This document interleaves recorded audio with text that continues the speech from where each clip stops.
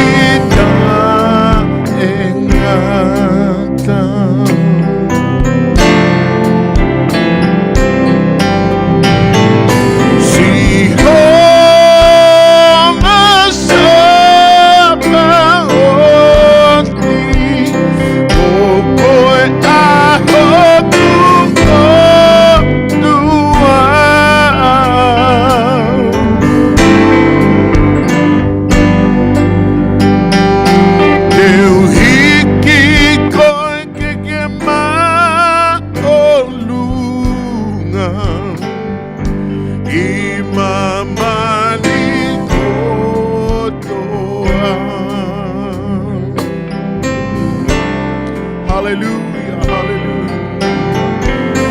Kosisu oku eki kau moe whakawhetai.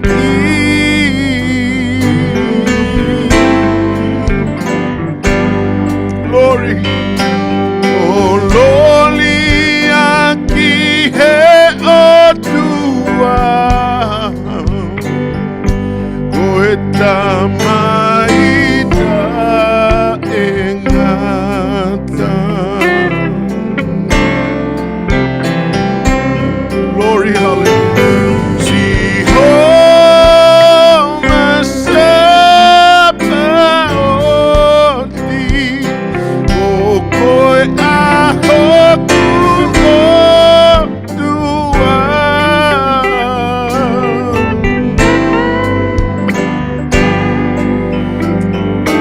Eu hiki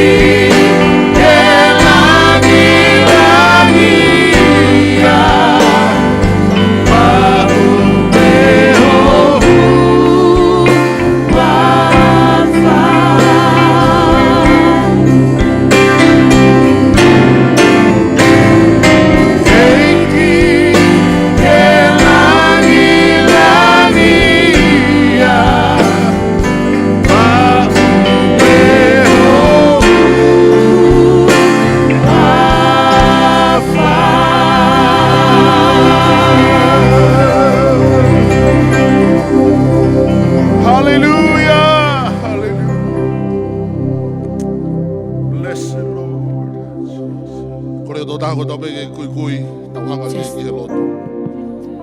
Thank you, E Lord. tamai mafi mo ta ngata e a Fiona. Ko koe ho mau tu ibe ko koe ho mau iki. Thank you, Lord Au Jesus. whakamalo atu koe whainga maari o mo ui ko whainasi ki mau. Au kore lau maari maoni on. Thank you, A ere mai o Father. tāke kina pe whaare he mau ngai mo ui. Me he kamata ngani. Hallelujah. O ka mau wā o ki ono whakaosinga. Ia kalai sisu ko alo. O mau wha mo ui. Hallelujah. Hallelujah. Tapu ki he awhio e o tua mafi o tau loto ngā. Tu ia o taimi ko tu ia o itaniti. Ko arifa ia, ko e omeka. Ko ia e kamata ngā. Pe ko ia pe ai whakaosinga. Ko e rire ia o tere a. E lose ia o salone. Pe ko ia ala ione o siuta. Ko siasi pa ia ko e karisola ite. O e nofo taimi o ku tau whai. Hallelujah. Tapu ki e tangata iki i Paisteni. Kau maa komite kau taki. Pehe ki kau taki hana kotoa. Tapu ki kau whaiwhekau kotoa pe, si kau taula eki u tau kau whakataha. I he whiawhi koe ni. Ka koe poe ati mo e poe tesi. Ai kosperi. Tapu ki hau eki. Au maha ma tā pure. Tapu ki he whahu. Pehe ki ulu motu a. Kau maa e family whata wash. Tapu makehe ki e pekia. Nei ngō kune toka pe. I he whaetori a. Tapu ki a sola mo ha vulangi pe utaka. I kere e kini. Talangata e te kita heo whai ki tua mamao atu. Ka e tāmoku mau tolu. Wahenga o preanga o tua. Pe koe ki Kingdom District. E omi mua whainga maari e. Ke mau whai beha tau lotu. Whawhetai i he whiawhini. Hallelujah.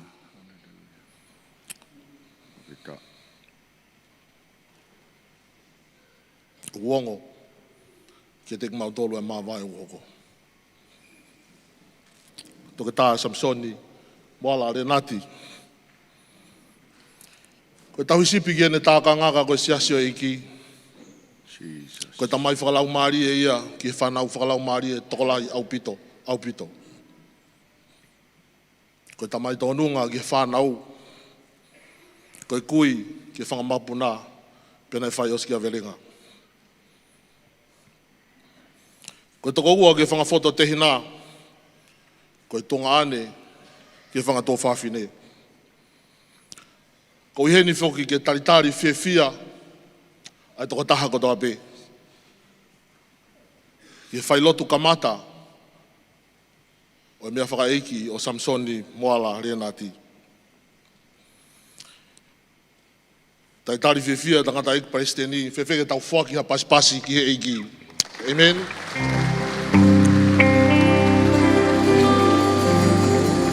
Mo ka taki pe ka pau ko ha siasi kehe koe.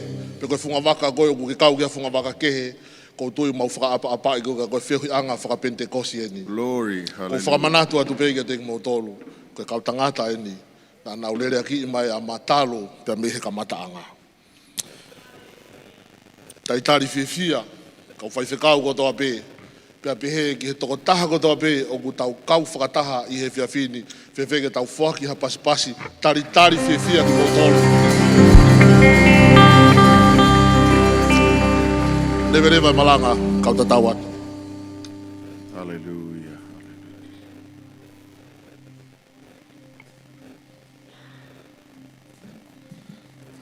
Kore ke u hufanga ngai tala whatapu ko o sat me ono au whaki. Ka tāpa mo motu an ke tataki i tau tolu i e hūpa mo whakawhetai. Yo. Vita. Sisu. Pea koutui ka pau kange ko na lave kai ai tatali he whiawhini. Ka pau ko ha me mipa ko e pea me hawhunga waka kehe. Fo'ou hoanga ho wakai. Ka koutui koe hu mo whakawhetai. O kui kai koe mea whakapentekosia. Koe mea whakahevania. Hallelujah. Hallelujah. Pea koutui hange pe koe lea e tangata eike ngā ue kone mama o atu. Koe whoki peki api.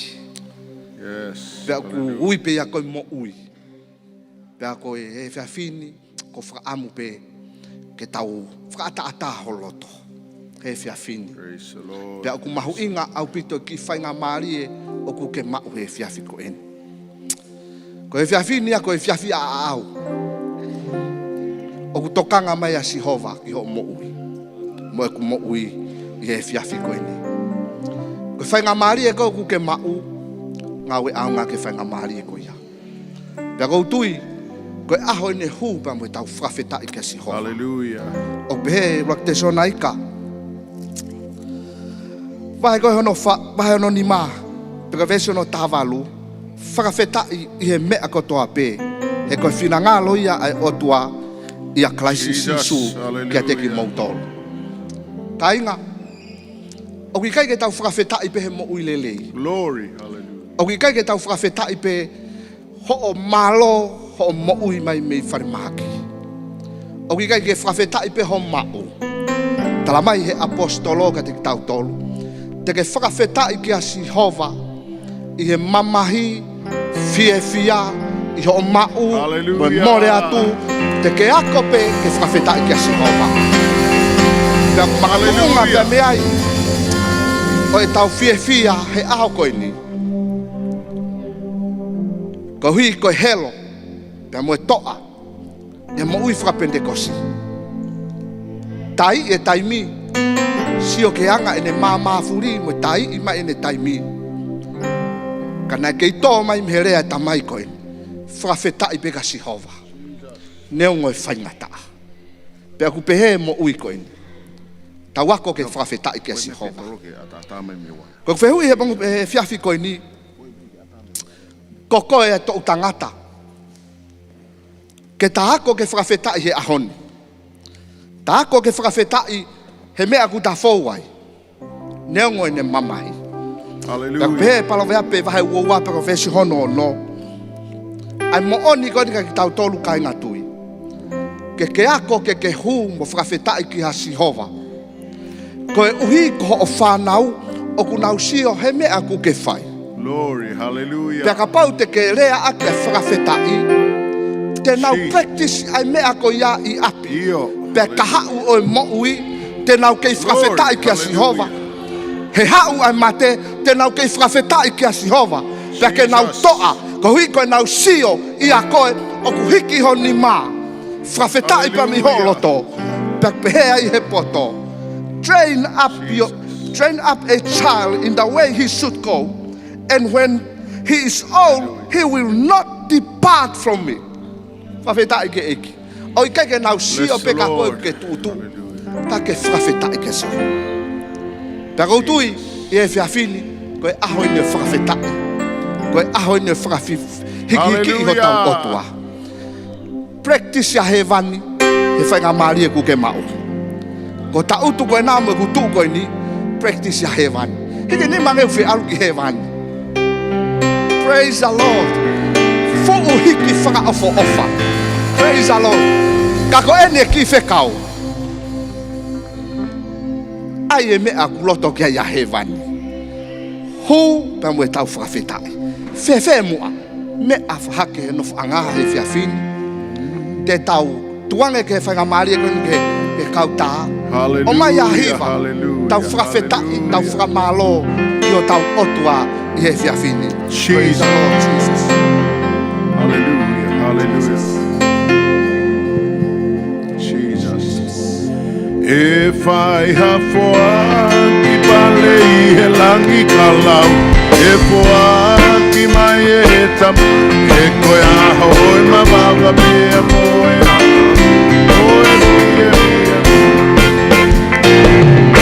Eu tata alo atu ke tata alo mai eu mai atu ke mai mai mai e tapu ke ni mai e mo fa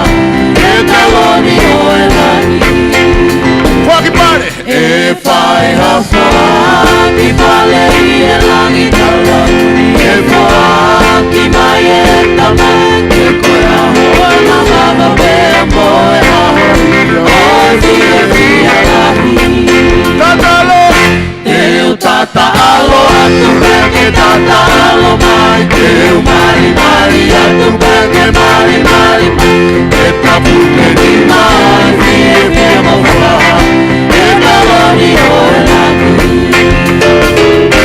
e taui ono matapa Fakatato ene tala ofa e veva yono hala kola veo i temo atua e koise la fini eia che te kaunga whakawhetari tau ke no foa masani o fia kia meiai Ota te unga te tatuia Hallelujah Hina papi pea sini sini agea safai No foanga koe kola fotu maka mahuni Koe kola hoa hoa Te tahiva fie fia Hallelujah moho sana okuma Oni oni ai nami ai o tua uta Moho koe ai whakapa Hota te unga te tatuia Hallelujah Pea papi pea sini sini agea safai No foanga koe kola fono maka mahungi Koe kola hoa hoa Te tahiva fie fie Hallelujah moho sana ukuma Oni oni ai launi ai o tua utau Koe ai whakaapa Koe hangai liua Te taui ono matapa Whakakato ene tala ofa E veva ono hala koura Feo i te moatua Koise la fini e irai Te takaunga whakawhetari Tau ke no foa masani O fia fia meiai Te tau i ono matapa Whakakato ene tala ofa E veva i ono hala koa Feo i te moatua Koise la fini e irai Te takaunga whakawhetari Tau ke no foa masani O fia fia meiai Hallelujah Whapeta iwa uai te E koe whina ngalo ia e tamai Whapeta iwa uai te E koe whina ngalo ia e tamai Whapeta iwa uai te E koe whina ngalo ia e tamai Ia sisu Ia ki tau tolu Whapetai Whapeta iwa uai te E koe whina ngalo ia e tamai Whapeta iwa uai te E koe whina ngalo ia e tamai Whapeta iwa uai te E koe whina ngalo ia e tamai Ia sisu Ia ki tau tolu Hallelujah Hallelujah Hallelujah Blessed be the name of Jesus Glory, glory, glory Hallelujah, hallelujah, hallelujah Blessed be the name, blessed be the name of Jesus Glory, glory, glory Hallelujah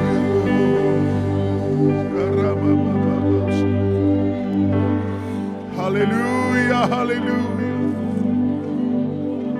Jesus, hallelujah, hallelujah Hallelujah, hallelujah, Lord. Damai koe eiki. Oh, mafi, oh.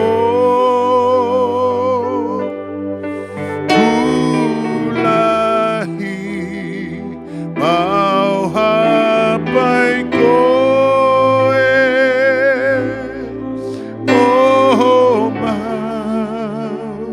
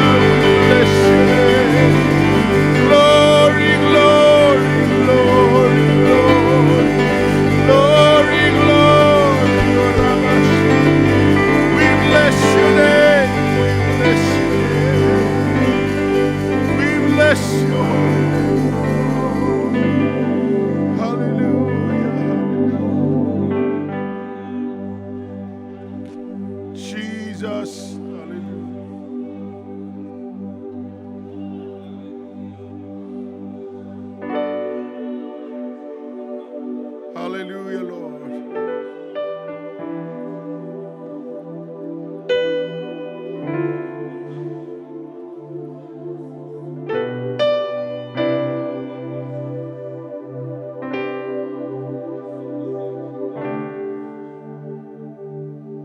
Thank you, Jesus.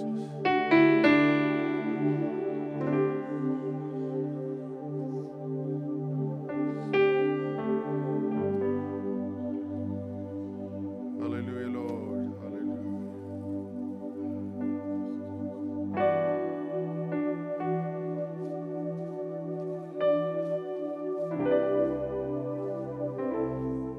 Thank you, Lord. Hallelujah.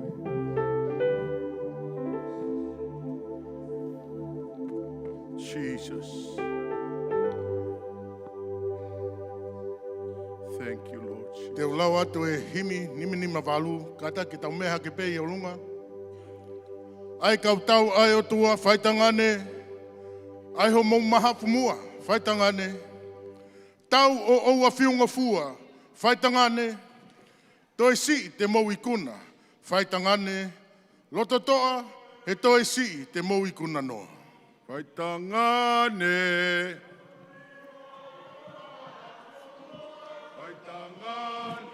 Tau o oua whiunga fua, o e si te mou ikuna.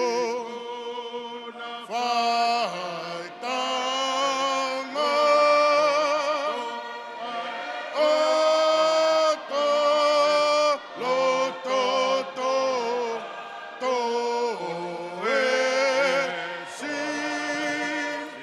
te mou ikuna no.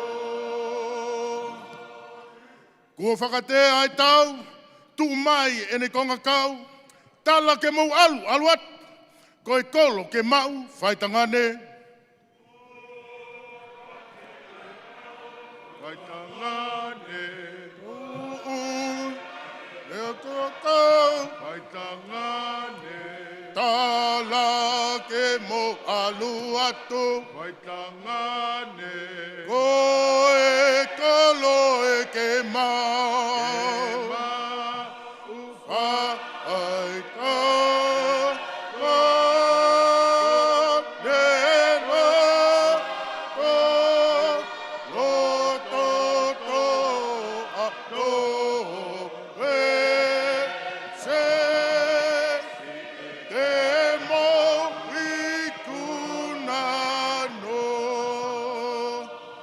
Wesi koe o hono tu whā, tuku e tairiri, homo ngari toko si, ka mālohi whau ai whiri, lahi rewa homo wiwi, whaitangane. Whaitangane. Faitangane. Faitangane. Oh, eve faitangane. Lo, do, a faitangane. Lo, do, a, do,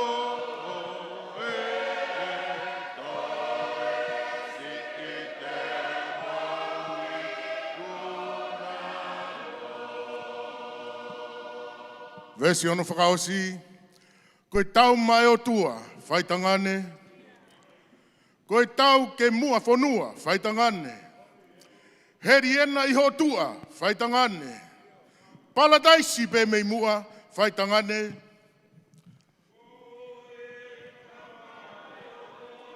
Whaitangane. Koe tau ke mua whonua, whaitangane. Heri ena iho tua, whaitangane. Paladaisi pe mei mua.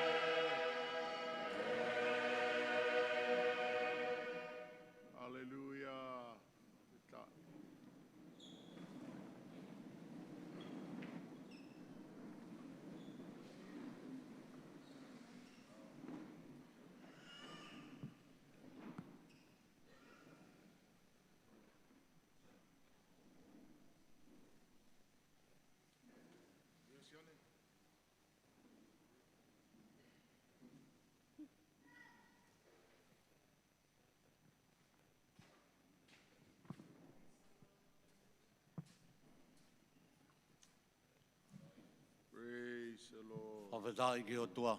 Yes, amen. Kore ki uwhanga. Salaku alatu mei muani.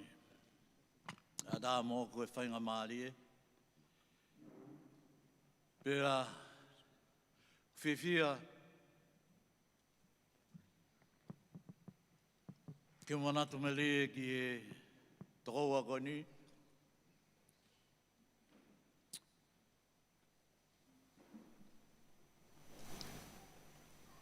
I don't know how to say. Very hard to me to nagai ke whaingofua kia te au na mafu whiohi au pito. Pe whakawhakaku ia o toa. Ki e mahino ka te au ai tamai o eki, ko e tamai eki nā ne mo ui ake ai mea koe maoni. Pea ihe mawheohi, mahalo, hiria e matea e whine e ki na mafu wa ofi aupito, aupito.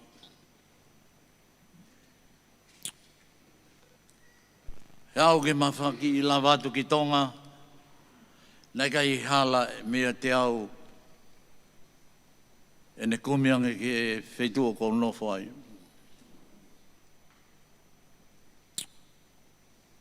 Pea nau i heni hau ke mate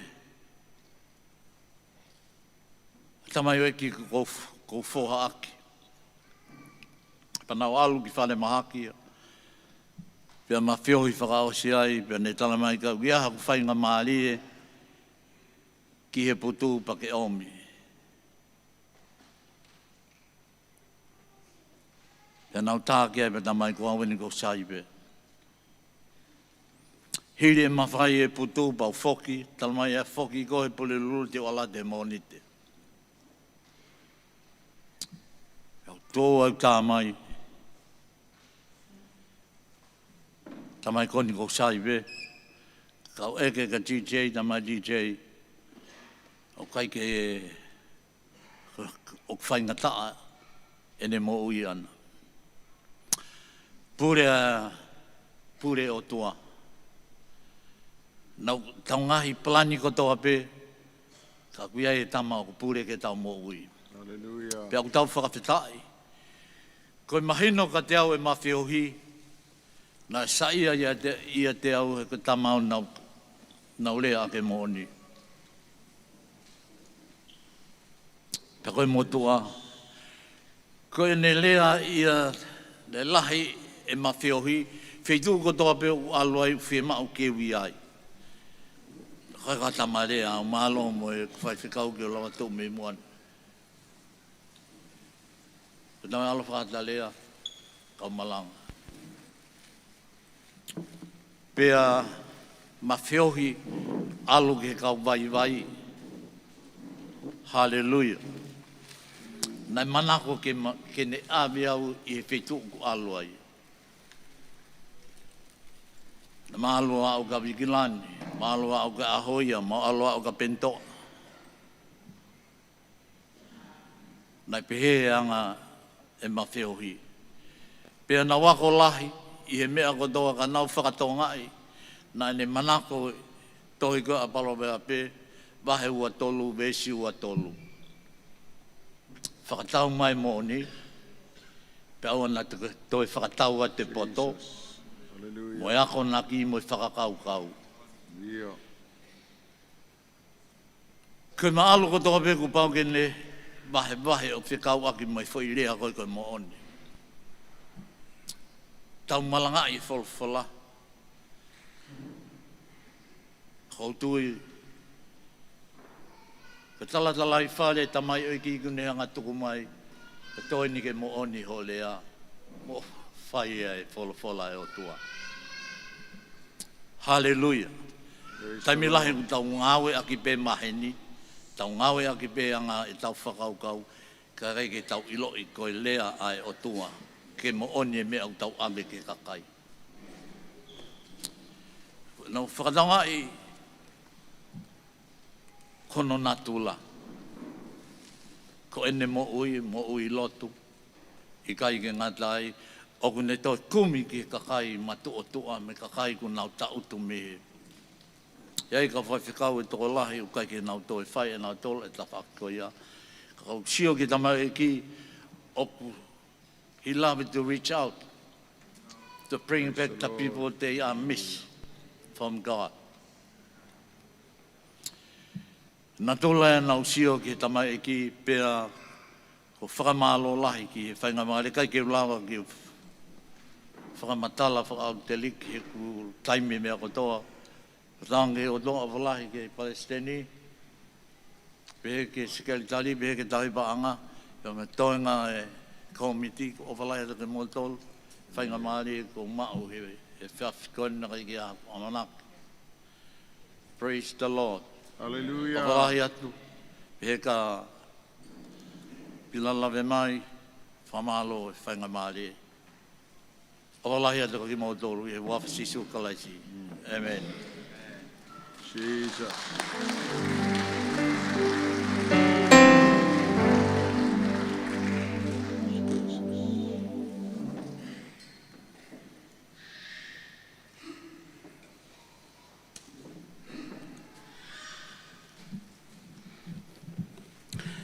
O ko kole ke o hokohokat pe mua.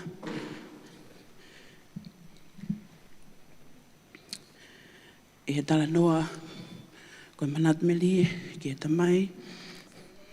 Tagata whawhika Samisoni Moala Lenati. He whiawhi koe ni. Pea ko kole ke o whamalumalu atu pe. I ngai tala whatap koto a pe ko o se whaiat pe mei mo ani. Ka pe whakapapalai, ki ngai tuunga koto a pe ko whakatapua. Ka tuke to'o beha ki minitsi i. He kumelie. Ai manatu. I kai ngata pe he tamai koe ni. Kai pe ke whae koe ne mama o atu. Hallelujah. Ko toko tahani koe tau ene ho fulma ono. Ai mo i ke iki kai pe ke o koa me ma ki family. Pe ho mahala whanonga. Nei hoko ai a tamai o eiki pa mo i kaunanga koeni. Ko tamai pe mo i whae whanau mali. Pe nei lawe ai. Kaunanga koeni pa mo ma ki family. I ngai mono ia. Nei whai. Nei whakatouka tea. E tō nei whalau mali e. Kai pehe ke whamatiri. Isa o kai te o lava ke o whakama opo opo.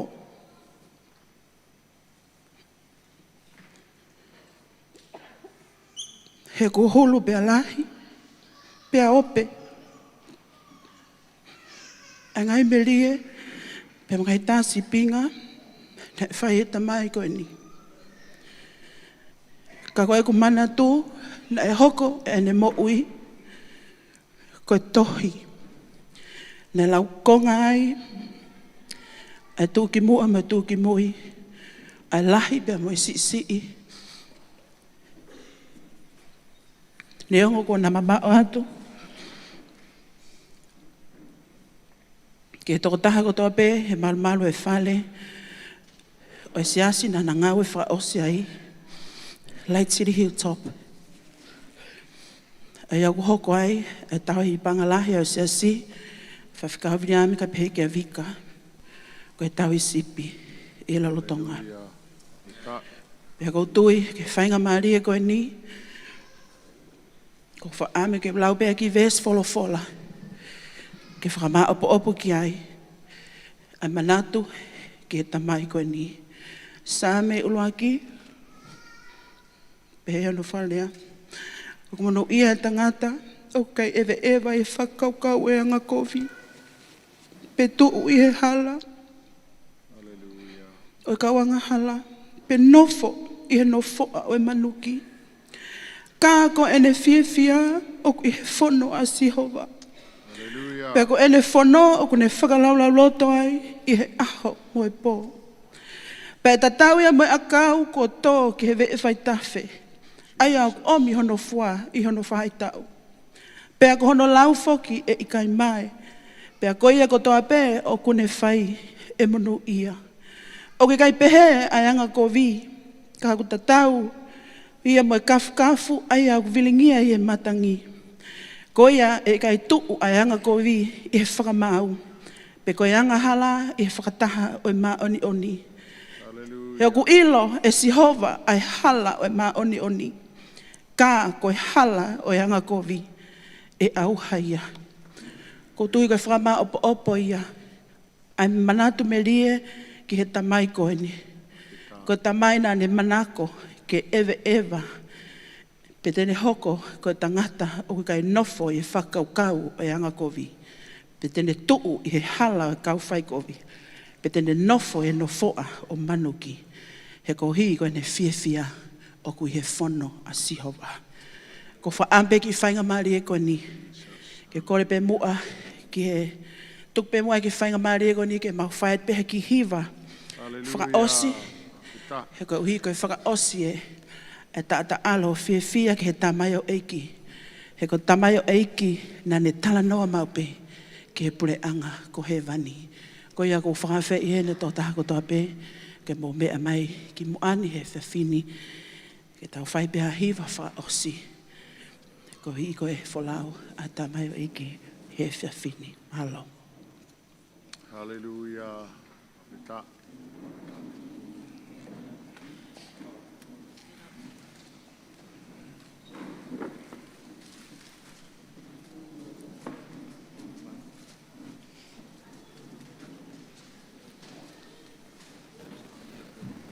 Hey, tokanga e natuna homo hata.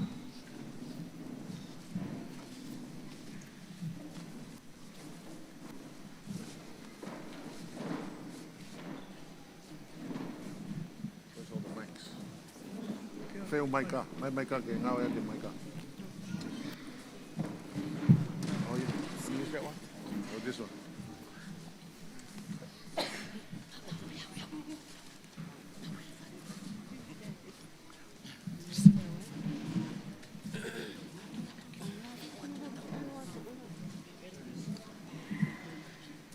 Praise the Lord.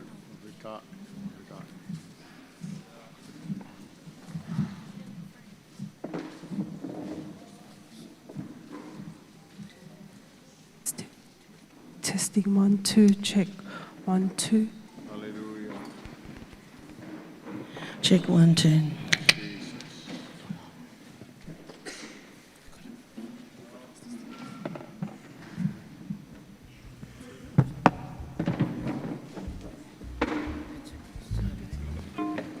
Testing 1, 2.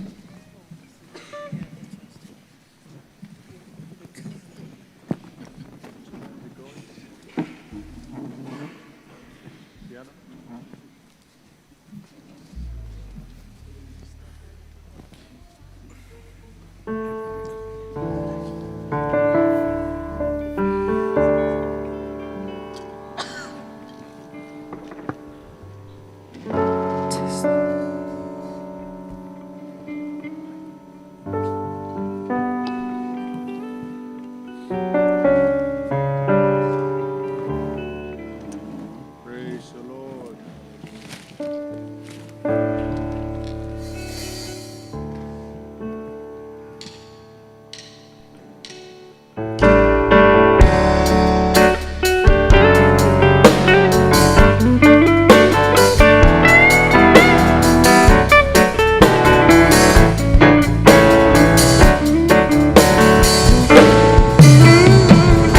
I'm going to a city, there'll be no more night. I'm going to a city, Jesus is the light. Trumpet's gonna sound, I'll be gone away. I'm going to a city someday. I'm going to a city, be no more light. I'm going to a city, Jesus is the light. Trumpet's gonna sound, I'll be gone away. I'm going to a city someday. All the trials that I've known down here will all be over. No more doubt, no more fear. I'm gonna see my loved ones who've gone on before. With Jesus, our Savior, we're gonna live forevermore. I'm going to a city. I'm going to a city. There'll be no more night. I'm going to a city.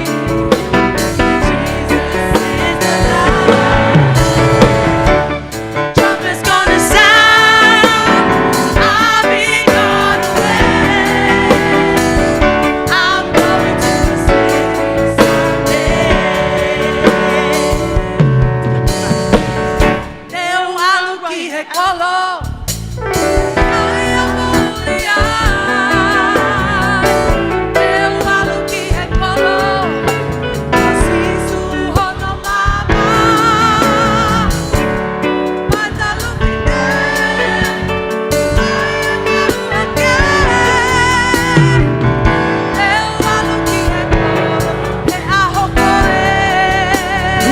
to a city.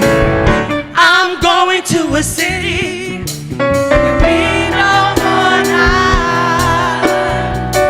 I'm going to a city where Jesus is the light. Trumpet's gonna sound, I'll be gone away. I'm going to a city someday. Oh, the trials that I'm going down here will all be over. No more doubt, no more fear. I'm gonna see my loved one who had gone before. Jesus, our Savior. We're gonna live forevermore. I'm going to a city. Yeah, no more now. I'm going to a city where Jesus, trumpet's gonna sound. I'll be gone away. I'm going to a city someday, soon and very soon, soon and very soon. Yeah, we are going to see the King very soon. We are going to see my King sing. Hallelujah, hallelujah. We are going to see the King. Oh, Kuvabe, my eye time. Yeah.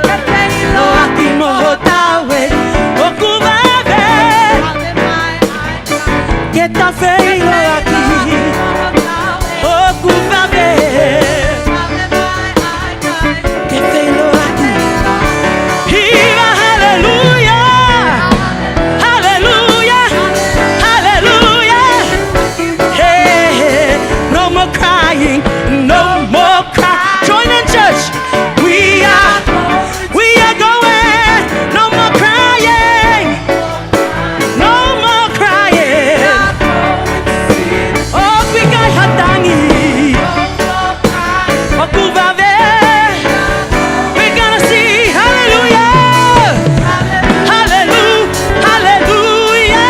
We are going to see Ikai Hamate, Ikai Hamate, Ikai. Boy,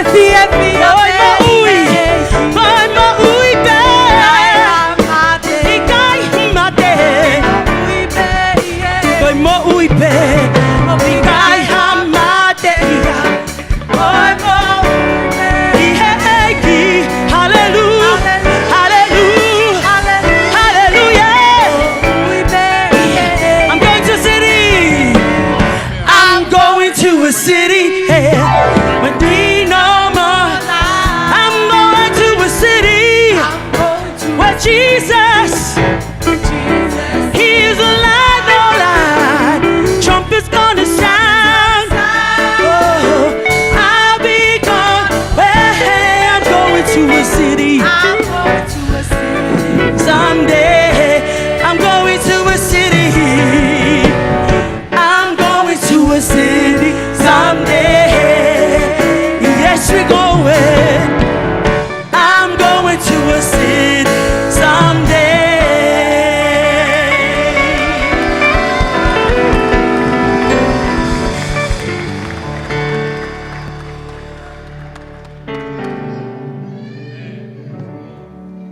Jesus, hallelujah.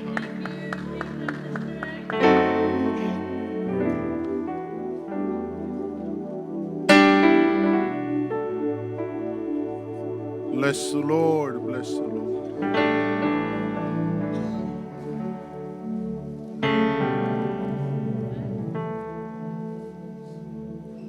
Hallelujah, hallelujah, Lord. Glory, hallelujah. Whawheta iki he eiki. Yes, amen. Wholofola wa manaki ke lauma ki tautolu i he whiawhi koeni. O kuhaia i he tohi ko ia aloma. Pea koe wahe ko ia hono walu. Vesi hono tolu ni ma ki hono tolu ngofulu ma hiva o vesi. Loma wahe walu. Vesi tolu ni ma ki hono tolu hiva e vesi. Aia o kupehe hono whakarea. Ko hai tene whakamāwae i a ki tautolu me i he ofa a kalaisi. Ai maha ki, pe koe mamahi, pe koe whakatanga, pe koe honge, pe koe tere fua, pe koe tuutamaki, pe koe here tā. O hange koe ia kuotohi, koe uhi.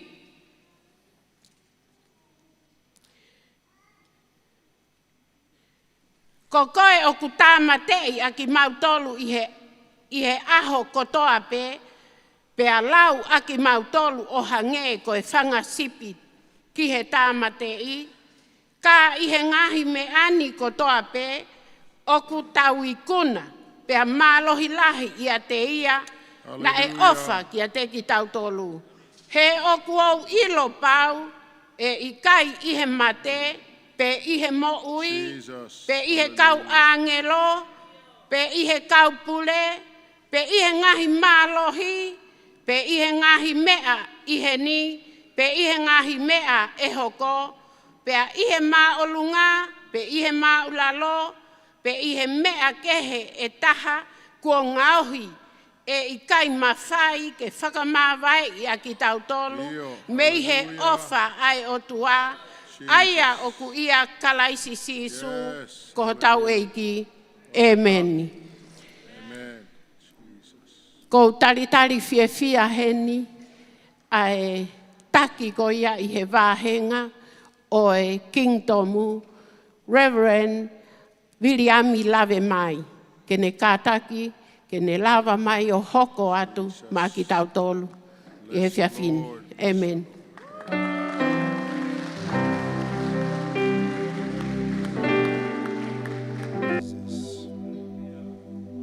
Bless the Lord, bless the Lord. Whawhetai ke o tua. Ko i hui o kua o niu e ne pure, i ho tau loto ngā. Io, whawhetai. Ko whampe ke o hufanga he ngai whatapu kotoa pe.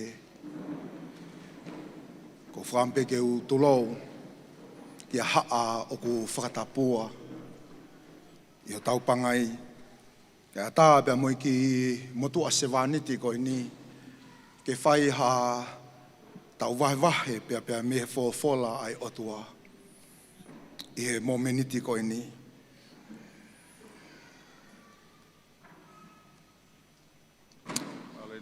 Whakatulou ki he tangata iki Palestini. Pea pehe ki he komite kautaki. Whakatulou ki haari vai. Sola pea moi mulangi. Whampe ke u whakatulou ki he whahau. Pehe ke ulumotua. Moi whanau paia. Whatulou ke a mafua. Pea u whatulou ki he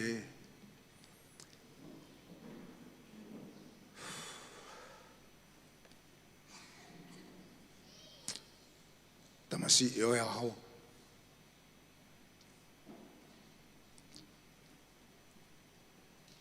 Reverend Doketa Samisoni Moala Lenati.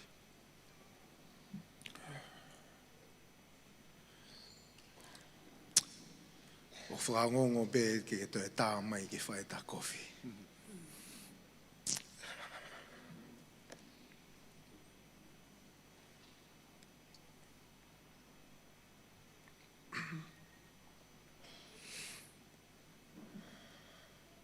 O whakapapa ke tolu i tahai o tuau i o tau lotolotonga. Pe mui ngau e maung onga o lau maria o tua o kia te tau tolu. Hallelujah.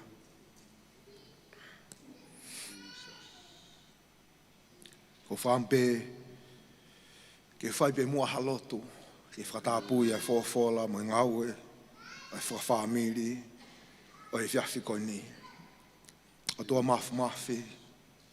Hoko mai pe koe ho lau maria ma oni. Wharea i ho tamau eiki. O hange pe o tua koe mo uia e tamai koe ni. I hene ofa ki he more. I hene mawhasia ke mau kotoa pe i ho pure anga. Ke manawa mai pe koe lau maria. Hallelujah. Ka wiai hafi ma'u. Ka wiai hafi kumi. Ka wiai hafi kaia mo hafi inua. Hoko me be koe. Hallelujah. E ka hofina ngalo be ia. Koe mo ui be ia o tamai eiki. Koe Ko ne misiona ko ne kawe ngā pia. Ko lau maari e ki hopure anga. E wafa kalaisi ka ho mau whama ui. Amen. Hallelujah.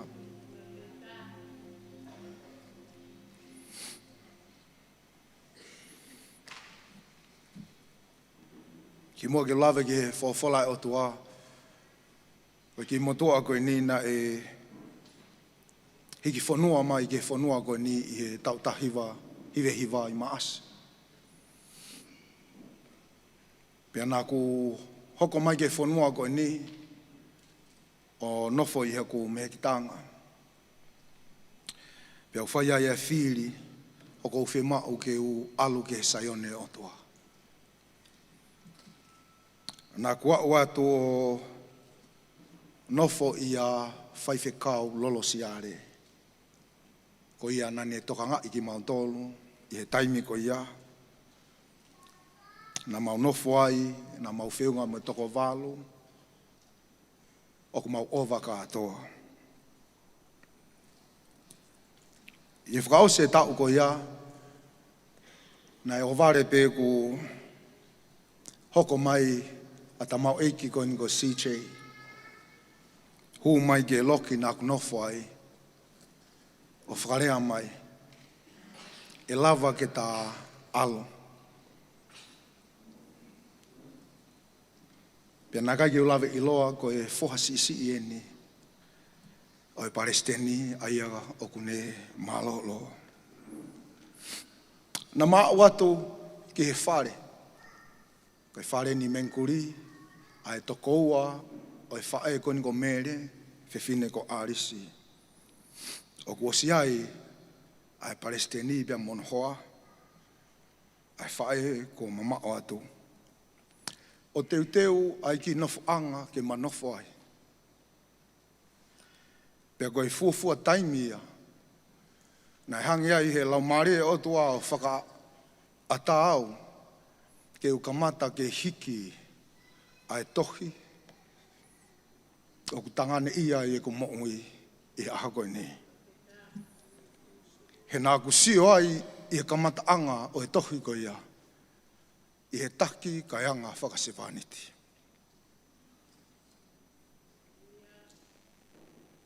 Nana tauhi au o hange peha na whoha. Mea lerei ko toa beho na whare nā ku inasi ai.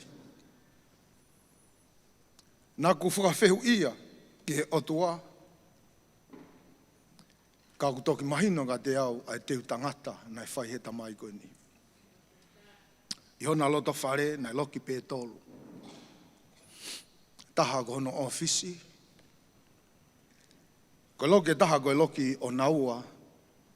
Me mogi o whewhine ko ningo i oito. Ko loki taha, nai whakaata ia kiu iai. Nai ai o na whare ka, tapu pia moe paristeni. Nai nofo ko toa iki nau tolu, pia moe kautangata. Ka nai hange na na ofa makehe ia te au. Ko ofisi ko ni nā ku iai, nā ku whanongo ai, nā ku siomata ai. I he ngau e whakataki ai tamau eiki ko ni. I he holoi taunga mai, ai kakai, kau whaiwhekau, pe moe kau taki. Ko e kume whare, kono talatala i whare. Ono ako na kii, kono hiki hake ki nau tolu. Kono tokoni i ki nau tolu. Pea mohono seni ki nau tolu he ngāwe. Pena kai ki u lawe i loa. Ko e kamata ia hono teu ai. Ki he ngāwe i aho ni.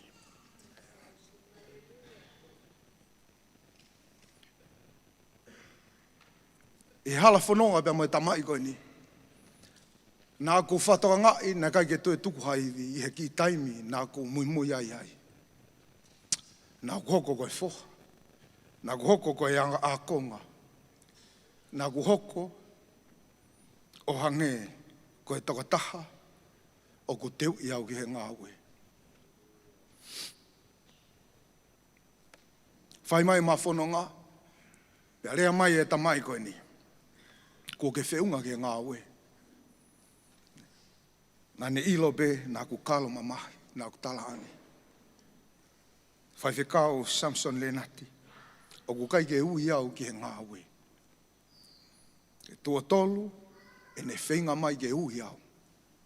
I he whakaosi, nā ku hola. Ne hau ka mau api nofu anga o eke, ka nā ku hola. Ku whakaukau o kai ke whiunga i he ngā oe.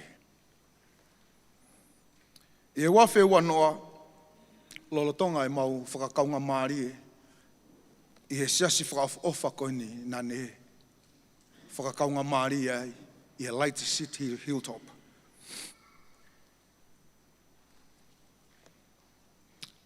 Nā ne rea ki e tamau e ki, ki me tō moa, ongo mai tala pia me he toke tā, toi pe hoa e ono, pia hiki atu. Nā he ongo mai a tala o kwhia mau ke o alohange. Nā ku hu atu ki he ICU, nā ka kene toi loto ke toi ei hatahai. Pia nā ku ununu atu ki a te ia, kamata ke a hake. Pia rea mai, unu mai ki a te au. Pia unu atu ki ai. Pia rea mai, hala mai ki hoku nima. Pia wala atu ki hono nima. Pia ne whana mai. Ko tatau atu. Hoko atu e ngā ue. Nā kai ki utoi lava, ki utoi kāna. Ko mate he whetala angi, o kai ki u whiunga. Ka ko sio, ko whakawha ia, i he ne tokoto. Pia ne rea mai, whai maha ta loto. Ko loto, nou taha ia, talo e kumu ui.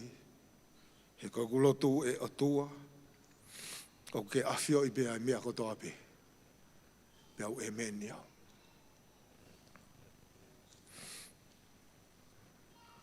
O ko whawhetai ke o tua, ko uhi, ko hiki tohi, nā ko whai i he tohi maonga, ko tala noa whungani. Pia ko tāpune e tohi ko ia. Pia ko whia, he ko uhi o kuia e ngahi koloa. Ko ngahi koloa fufu. O ko tui, o kune tuku lau meha mai. Ko hui ko tau tangata e hako ni. Mōre ke mama o ke ai ha pōre. Ka kou whawhetai ki he otua. Ko hui he ku hao a ene tau mua pia mo ne pure. Ke ki se wāneti ko ene. Pana ko whakaamu ke uwahe. I he whiawhi ko ene. Ke malawa pe ke u hulu atu. Haki pui tua be, aianga a eku lautohi, he mo ui koe ni. Mahalo be he kai ke ulawa, ke whamatala kotoa. Rautui, i he lerei taha, e hoko mai, a tokone lau maari e. Ke malawa, ke whamatala. Ai mea nā ku sio tonu, nā ku au si. Nā ku sio mata. Pena e hako ai ku mo ui. He mo ui, o e helo e ni. Ia e taime nihi marere he ka. He ka hake pētala mai. Awe au ke wheitu koe. Marere, kai ke rea mai. Awe ke wheitu koe, kai ke rea mai. Awe ke wheitu koe. Whawhoki au ki api. Tuhatu hono mata whare kai pe ke rea mai.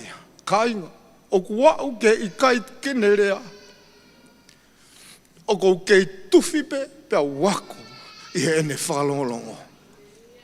I he nau mo e koloa whakalangi o e tangata whita ko e taki mo oni. I he ngāwe a eke.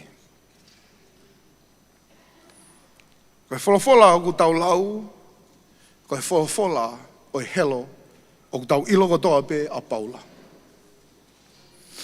I he wahe hono whitu o ku hiki ai e Paula, pea ke taimi koe na ne whau, pe na ne hiki e tohi koe ni, o ku whakaasi hen, he was full of anxiety and depression.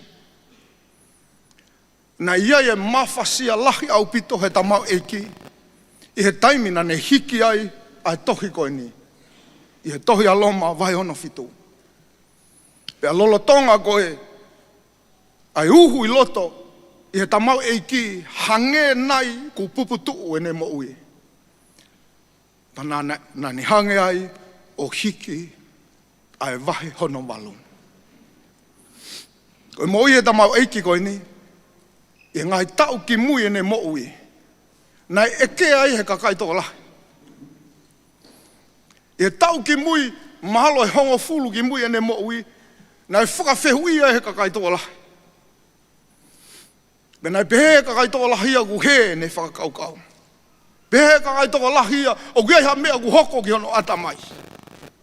O toki mahino ka te au, i he ku lau e whofola koe ni, i he wahi hono fitu koe mea tatau pehe nai hoko ke tama iki koe ni ko paula.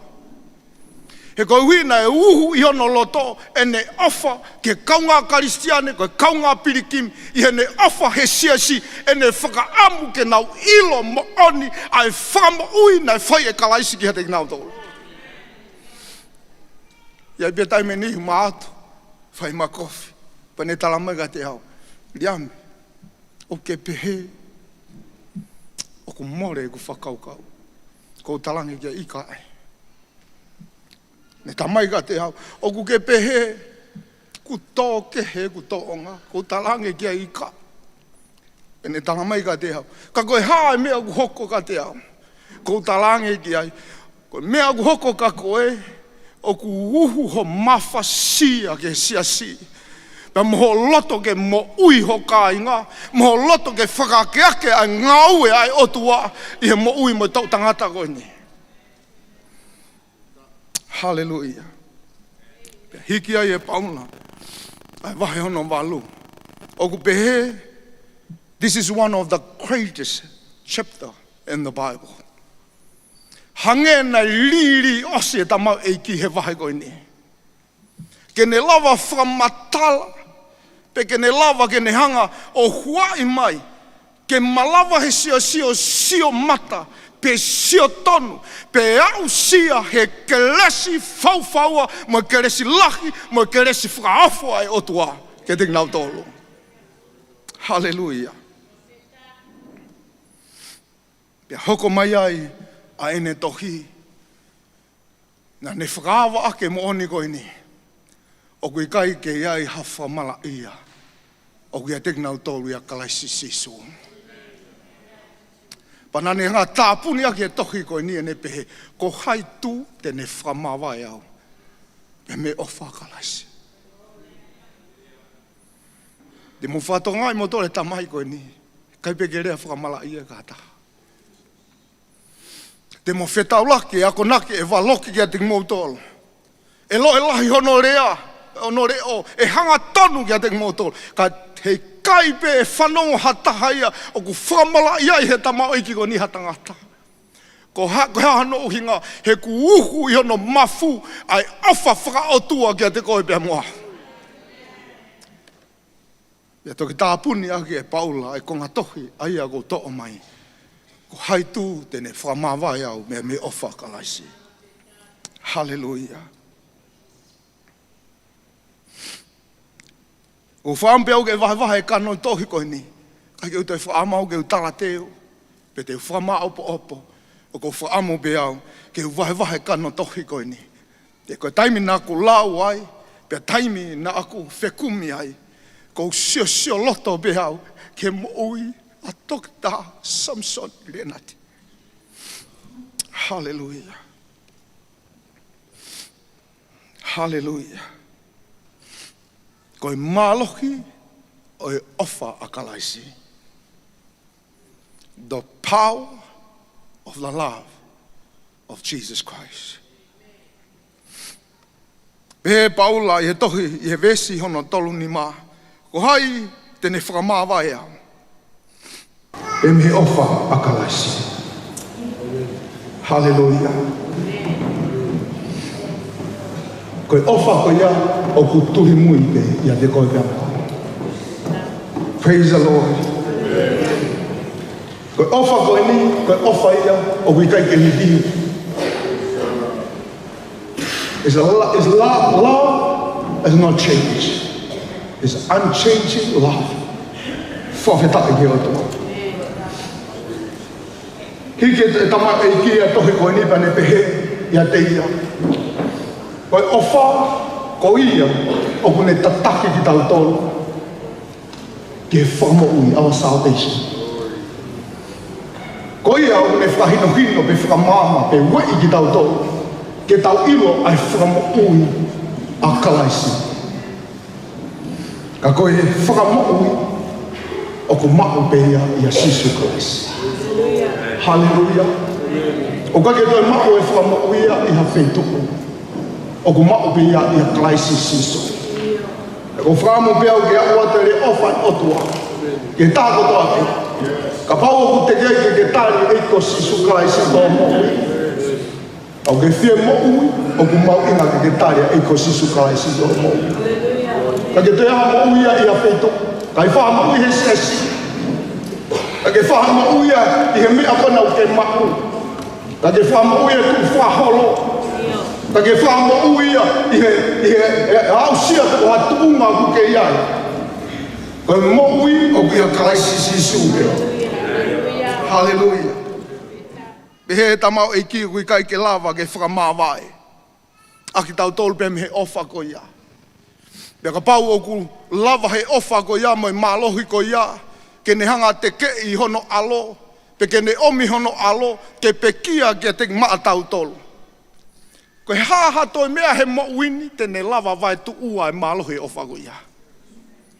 Pea ko huinga ia nai vete a he tamau e ki pe tala loto a i ki he siasi oloma.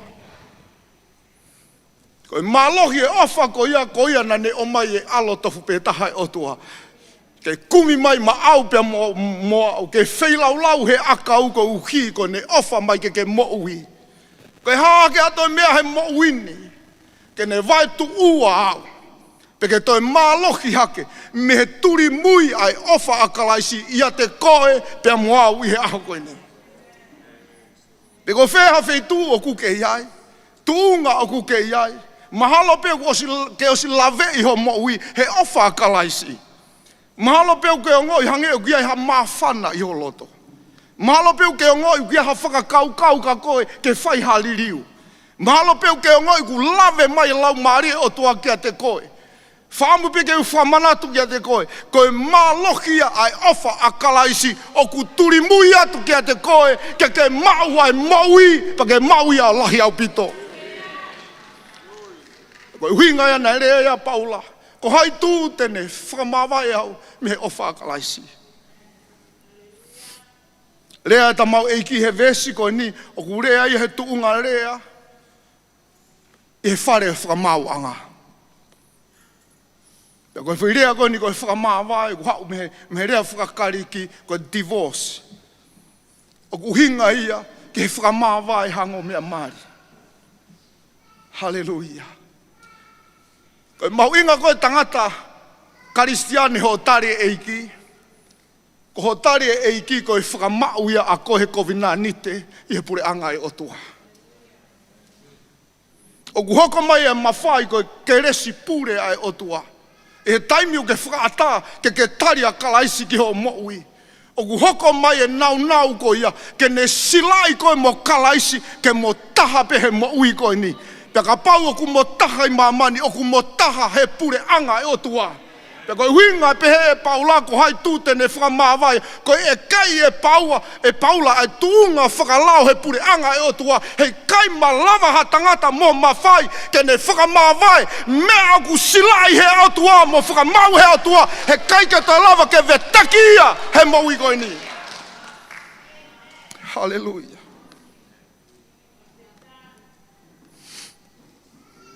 Ko monu ia tangata Karistiani. Pea koe ku monu ia. Koe uhi ko silai ko he pure anga e otua. Pea ko silai au he pure anga e otua. Koe ke te ia ha mālohi ia he mo uhi koe ni. Ke ne lava ke ne veteki ia. Ai uhu ai ofa kalaisi ia te tau tolu. Koe ofa kalaisi ka ke toi ririu ia. Hallelujah.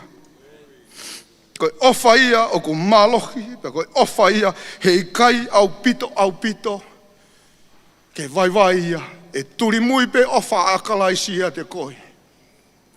Hallelujah. Kai o rewa, ke hoko mai ai whakamoui ai o tua, kia te koe pe amo au. Hallelujah.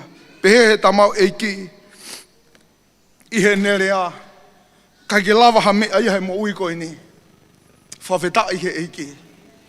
Ofa akalaisi, ko ia pēr ku mālohi taha. Hoko mai e whakatanga he aha ko ia pēne pehe mahaki, ai mamahi, ai honge, ai tere fua, ai tū tāmaki, ai mata here tā. Mea koe ku irifia ke e tangata, i he aho ko ia. Uluaki Sune, wahe no whāwesi o no walo. Ilo ofa e otua, o kune hange e tūri e irifia, mea koe pia moao. Rea a Paula ke te nau tolu. Ilo i ho mou mawai ofa akalaisi. Hei kai te mou toi mana wahe mou tolu tatawa i pe moi mata e here tā. Hei kai ke ne vai tu ua e hei kai ke ha mālohia iai. Hallelujah. Mea aku ke whaua iki mamahi sisi ini. Mea kou ke whe amokaki ai. Mea ke whe whaui mo ia. Hei kai ke lava fua tau. Ha mea he mo ui koe ni. Ke lai whau, moi mālohi whau. Ai ofa a kalaisi. Ia te koe pe mo au. He aho koe ni. Hallelujah. Tahange e Paula ke te nau tolu. Namo mate. Hallelujah. Kai lava ha mea ke ne hanga o tukuange ai sila ai krespure ai o tua kia te koe pia maa. Me ko whambe ki u whamanatu. Me ko lau e whofola koe niko e tamai koe niko ne mohu i pehia. Hallelujah. I vesi ono tolu ono pehe e Paula au hange ko ia ko tohi. Panane hiki ai same. Wha vesi ua i he vesi koe ni. Koe uhi ko koe o ku tamatei aki mautolu i he aho kotoa pe lau aki mautolu hange koe whangasipi ki he tamatei. Li riu e Paula ai ne uhinga i he whare hopo. O ne hanga o talatalai whare ki a te ngau tolu. Koe tau mo ui o kia ia tau. Pe aku tau whihanga i pe moe tau ko ia he aho kotoa pe. Pea koe tangata tau, o ku osi seti e ne mo ui, pea whakamooni i he whakamooni pau. Ta tawa i pe i he mate pe koe mo ui, ta tawa i pe i he whainga tā ia, pea moe whainga mārie, ta tawa i pe koe hae tu unga e iai e ku mo ui, koe misiona, koe taumua, koe pauia ke whakakakato. Hallelujah. Pea koe rea ia tamau e kina ne tarange ki e te ngau tolu.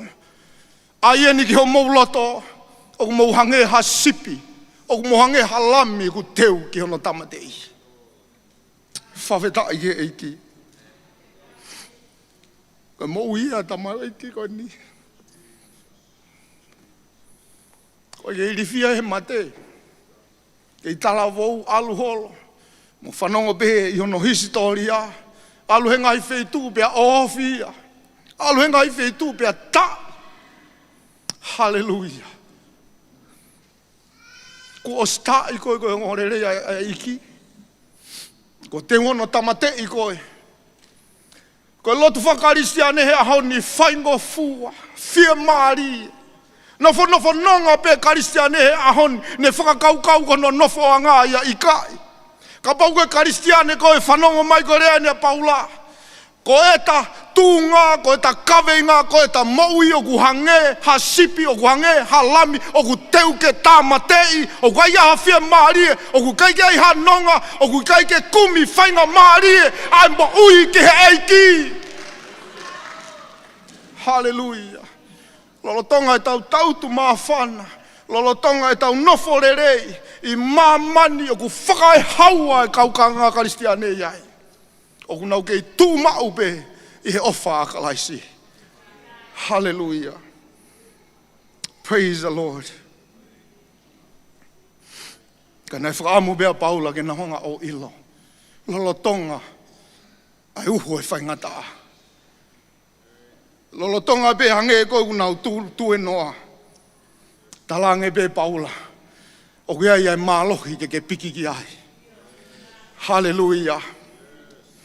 O kia ia mālohi ke piki ki ai, nofo ki ai.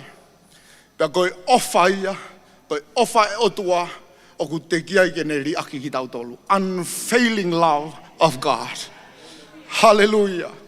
Iloi ofa ko ia ka inga te ki ai ke ne riaki ia koe.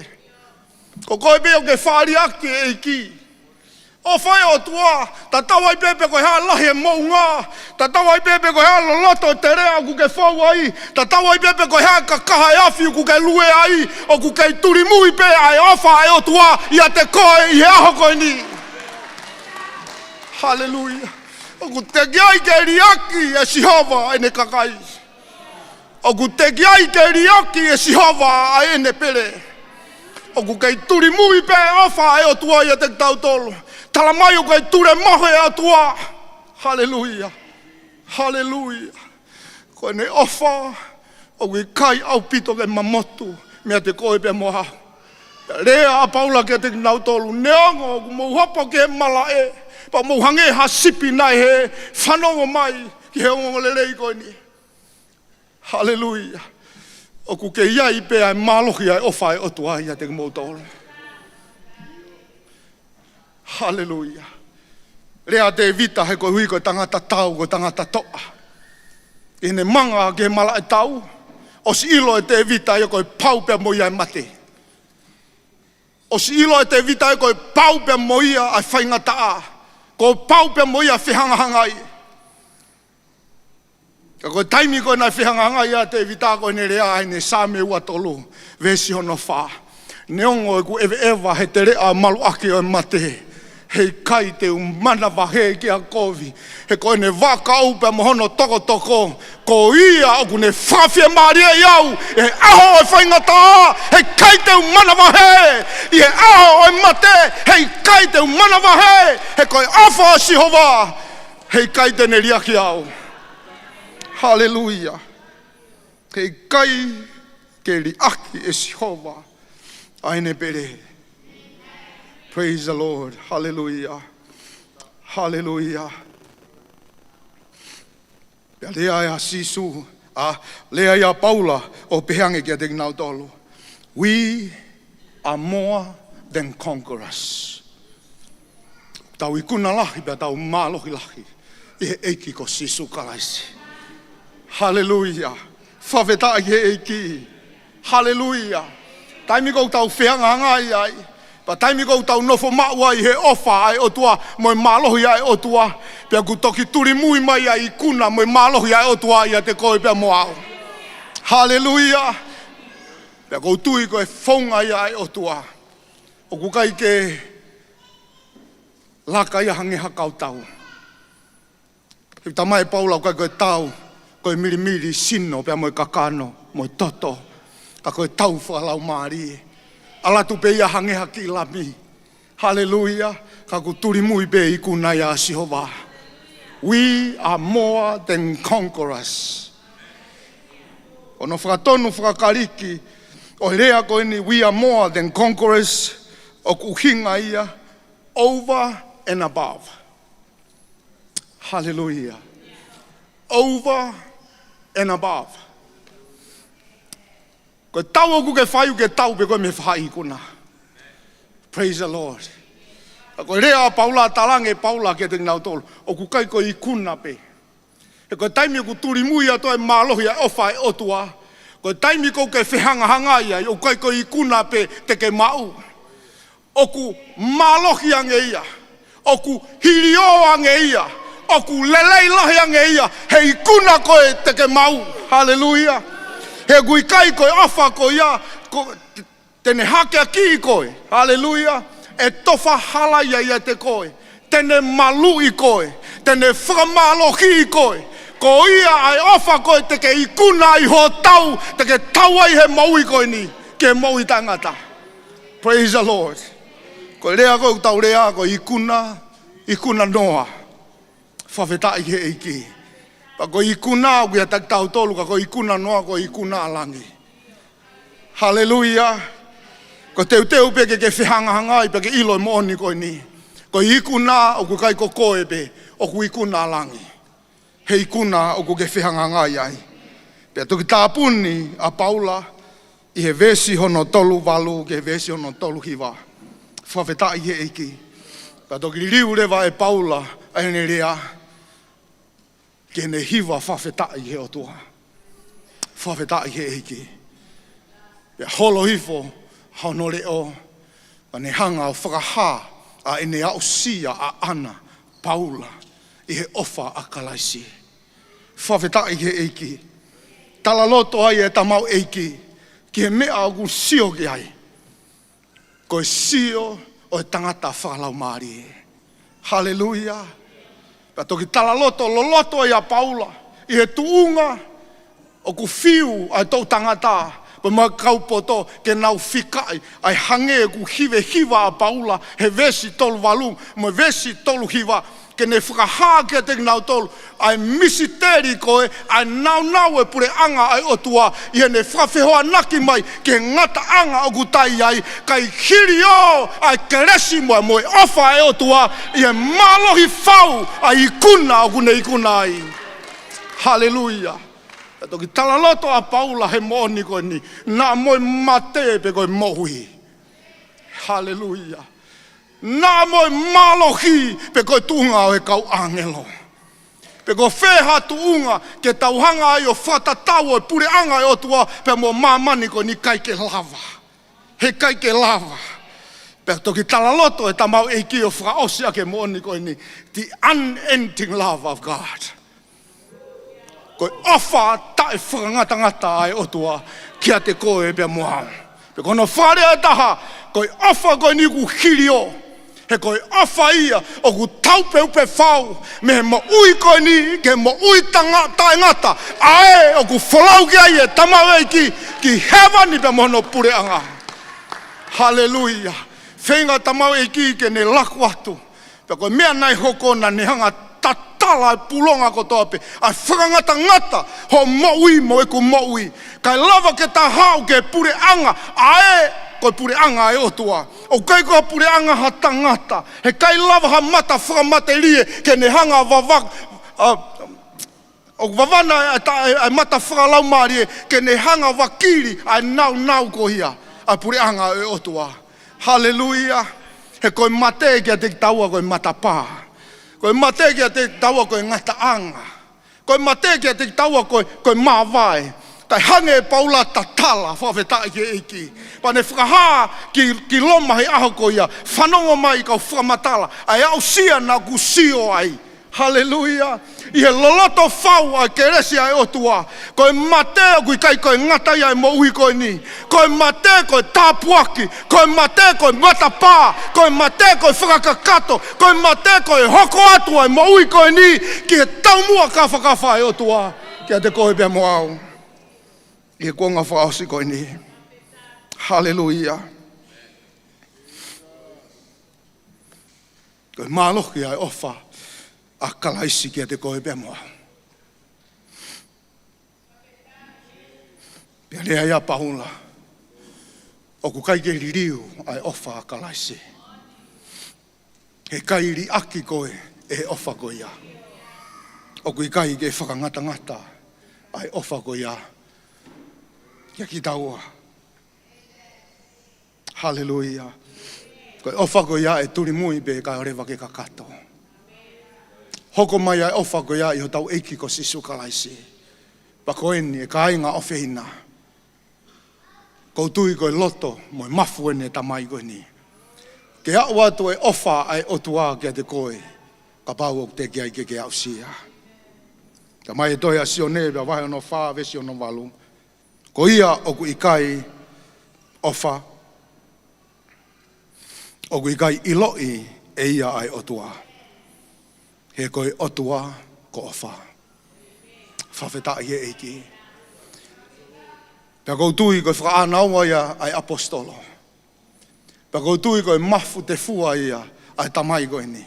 E wheitu ko toa pe kua uia ki ai. Hallelujah. Ke mo ui pe halau maari e ki hono pure anga.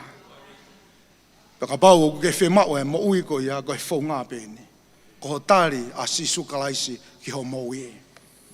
Nga bau ke heni, o ko tui, nei whakataata pe e langia, ke mea mai ho ngoi, ai mea whakaiki. Ka ea wata e fola e otua, ko e popoaki tala monu pia me loto lange. Nga bau e tatala e pulonga ko ia, ka rea mai e tamau eiki, e whaka e meni mai.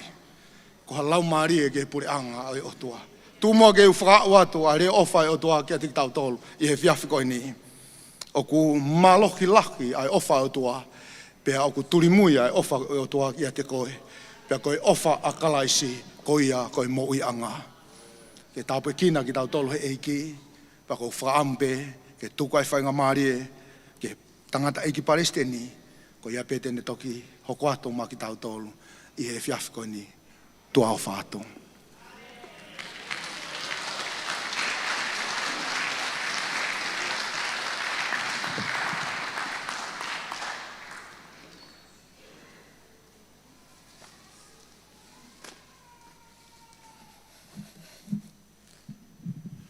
Praise the Lord, praise the Lord. Praise the Lord. Hallelujah. Tau whamalong whawhitai ki o tua mafi. Ke o hipe ko e whiawhi whakafofa, mo e whiawhi whakakoloa ke te tau tolu. O tau lava mai ai he fuafua, Failotu. E mea whaeki o e tau tamai. O kai ko ha tamai pēni a aku. O e tamai pēni a ki mautolu e whanau. O tamai ena ki tau tolu hono kotoa. Pea eike whekau o e whiawhi koe ni. Pea koutui koe tāpuake ke te taua whamiri. Ka inga o ka pauku ke mea i saione i he whiawhi koe ni. O ke whanongo ki he whekau mahu inga. Mei he whakalangilangi o e aho. O au ki he siitaha ia te ki tau tolu. O ku mātu aki mahu inga ke iloi ai au fuatoe ofa ai o tua. O kei turi mui at pia maau e. Ko tui ka whekau to tonu pēni o ko mai e he se vaniti i he kamata anga. O e tau Failotu. To e lau aho pe. Me tau mawai me wharekerikere o e tamai. Peo eike whekau o e whiawhini, he kune o mai ke te ki tau tolu whamiri, ai mafu o e tamai o kune whakatahataha ia ki tau tolu. Ne kei kine toi lau e ia hato e mea o mahulu hake, i he whae atu ai ofa ai otua kia te koe. Ke mo ui peho lau maari e pe mo hoku lau maari e. Koe moto ia mo ene kawe inga i e whanonga me taimi ki tāniti. O tautu peo whanongo ki he whakakoloa mo kafa o tāpuaki ku whainase ake ki tau tolu i he whiawhini whamiri. Me kautaula eiki o au ki he sitaha ia te ki tau tolu. I believe that tonight is a special night for us. Hallelujah. Hallelujah.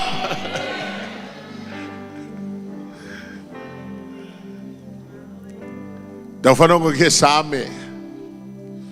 Hiva he Kingdom District pa ma ki tau tolu i he whiawhini. Ko taha e ngahi same manako o e tamai ko e ni. O kune hiva aki. Ahono tūku ingata. Ahono lelei taha. Ko hiko ene whakaanaua ki he ahoni. Hallelujah. Ko aluia ki he koloko ia. Ko ki whehu i pia mo kia te koe he ponga he whiawhi koe ni. Ko kolo wheu ki alu koe ki ai.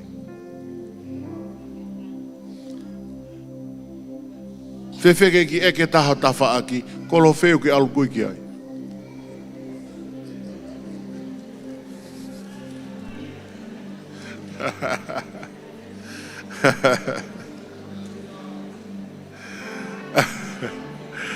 Hallelujah. Pea ka pau kei vei ua holoto he fiafini. Whainga maali le rei ua ki tau tolu. E tāpu aki mo e whakakoloa o tau inasi ai. O kuma kehe fiafini ka te tau tolu. Pea e tau whakaosi. E tau prokalama. E hoko koia. Aloha ki miniti e whanima koe ni, e toe atu koe ni. E tuanga peia, ia manat merie, ki mu aia. E tok whahoko e whakaosi pe maa ki tau tolu, pe tok tuanga rewa ke ulmotua. E ne mai e whahoko e no whatongia, i hoko atu. Whiwhia lahi au pito. Tau lava toko lahi mai heno saione i he whiawhini. Whiwhia lahi au pito. Tau hen whakataha mo e toko wā, toko tā reo tisia. Hallelujah. O kai ko hakehe ko whanau ko toa penia. Hallelujah. Praise the Lord. O kei lo i ko ki taua he whiawhi koe ni, ko whanau whakalau maria ki taua ai tamai koe ni. Hallelujah. Pea ko e kafa ia o e tahau ke tahu mo whawhetai ki he otua. Ko e ene o wha. Kei turi mui mai neongo ho o pehena. Ko urea pena au tau te whito peko mau whamiri. Neongo ho o pehena. Kei turi mui atu pe.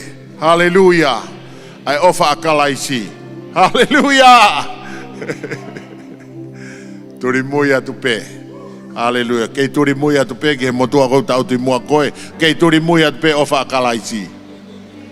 Hallelujah. Hallelujah. Koe whakakoloa i ke te tau tolu. Pea koe whiawhini. O kou lau koe tāpuaki koe whakakoloa ke te tau tolu.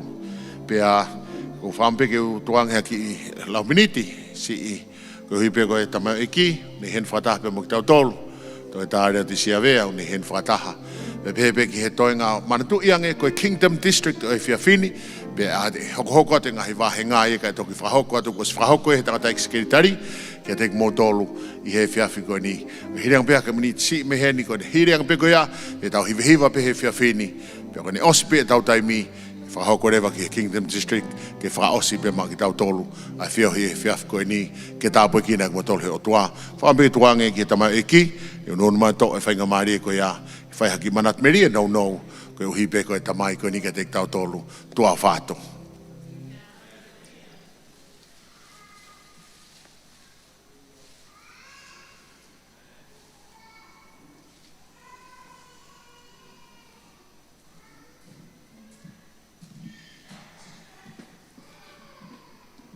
Kore ke u hufanga hatu i he ki whainga maari e koi a ku o mai mo oku i he whiawhini kolau koe koloa pe koutu i hange koe lawa e tamai o eki koe tahape ki mau tolu e ngahi whanau neongo e mau whakakina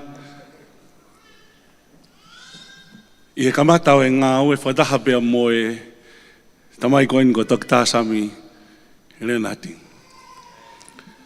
Ko e manatu merie, ko e lahi atu, ka te whinga me ke whanau no.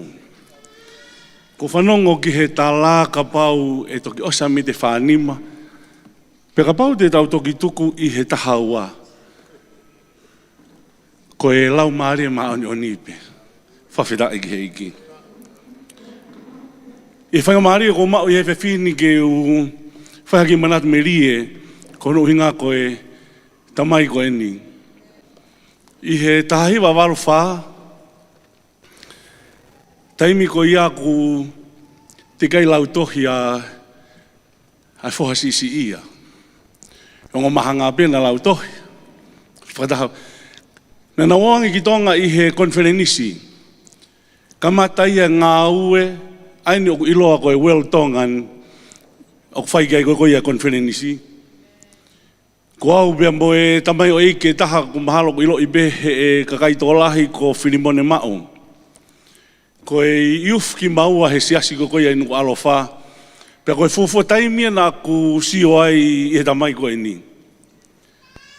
Taimina i tonga ai bea whai e pōtala noa bea nani whaka eke mai. Taimi foko ia ku tari e Filimone a sisu. Pa manofo behe whare papa. Na kutari bea si isu ka ngai ke ilo e awia pe na yanga fefe.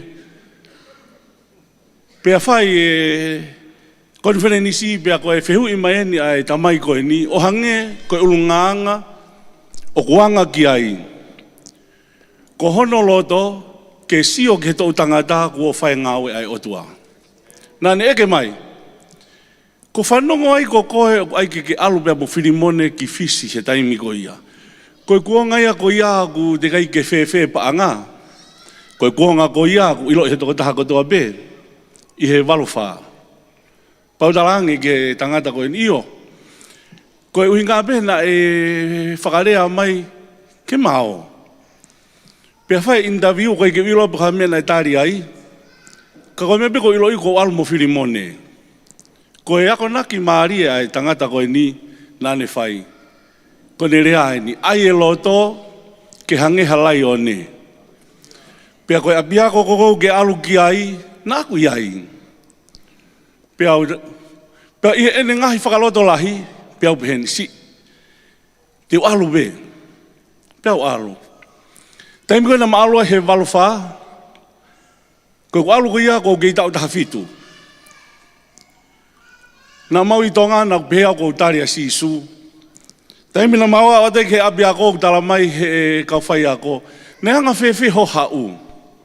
Ko tala nge koe te wilo e au ia koe mea pena e utaki. Pe aho pare peo tala mai ke hau. Kana aku fulotu au pito he siasi inu alofa. O au peko kaunga ako peka pau na e ke hene whirimone mau. O au peke taimi kua fo i hoki toko wahe tala mai. E tuku a whe ho whakagina. Mo whai be whaloto lahi. Ospea ke whanau ma whoki mai ki tonga. Taimuna mao mai ki tonga i he walu i he walu hiwa. Ne polo kalama na e whakalere pia ko e whakalea mai a e whakamisnare ke te au. Leo teu e polo kalama ko e ni ko historia e ni o yanga ngawe. Pena ku teu rewa i he taimi ko ia e ki polo kalama nou. Ko historia e ngawe i he tupu ko ia i tonga. Whakahoko e kau whai whikau. Pena ia i alange kau alange mei muri, mei Nusila, be hei Australia, be mo Amerika. Taimi ko ia au te kai ke ia e ngahi mea hulu o e aho ni ko e ngahi slide o e ngahi aho ko ia. Nai o se hange bea ki tonga hafo i whaiwa. Ka koe whakatahataha koe na aku mau be whaiko no whakahoko na e lawa ngea e tangata ik Palestini.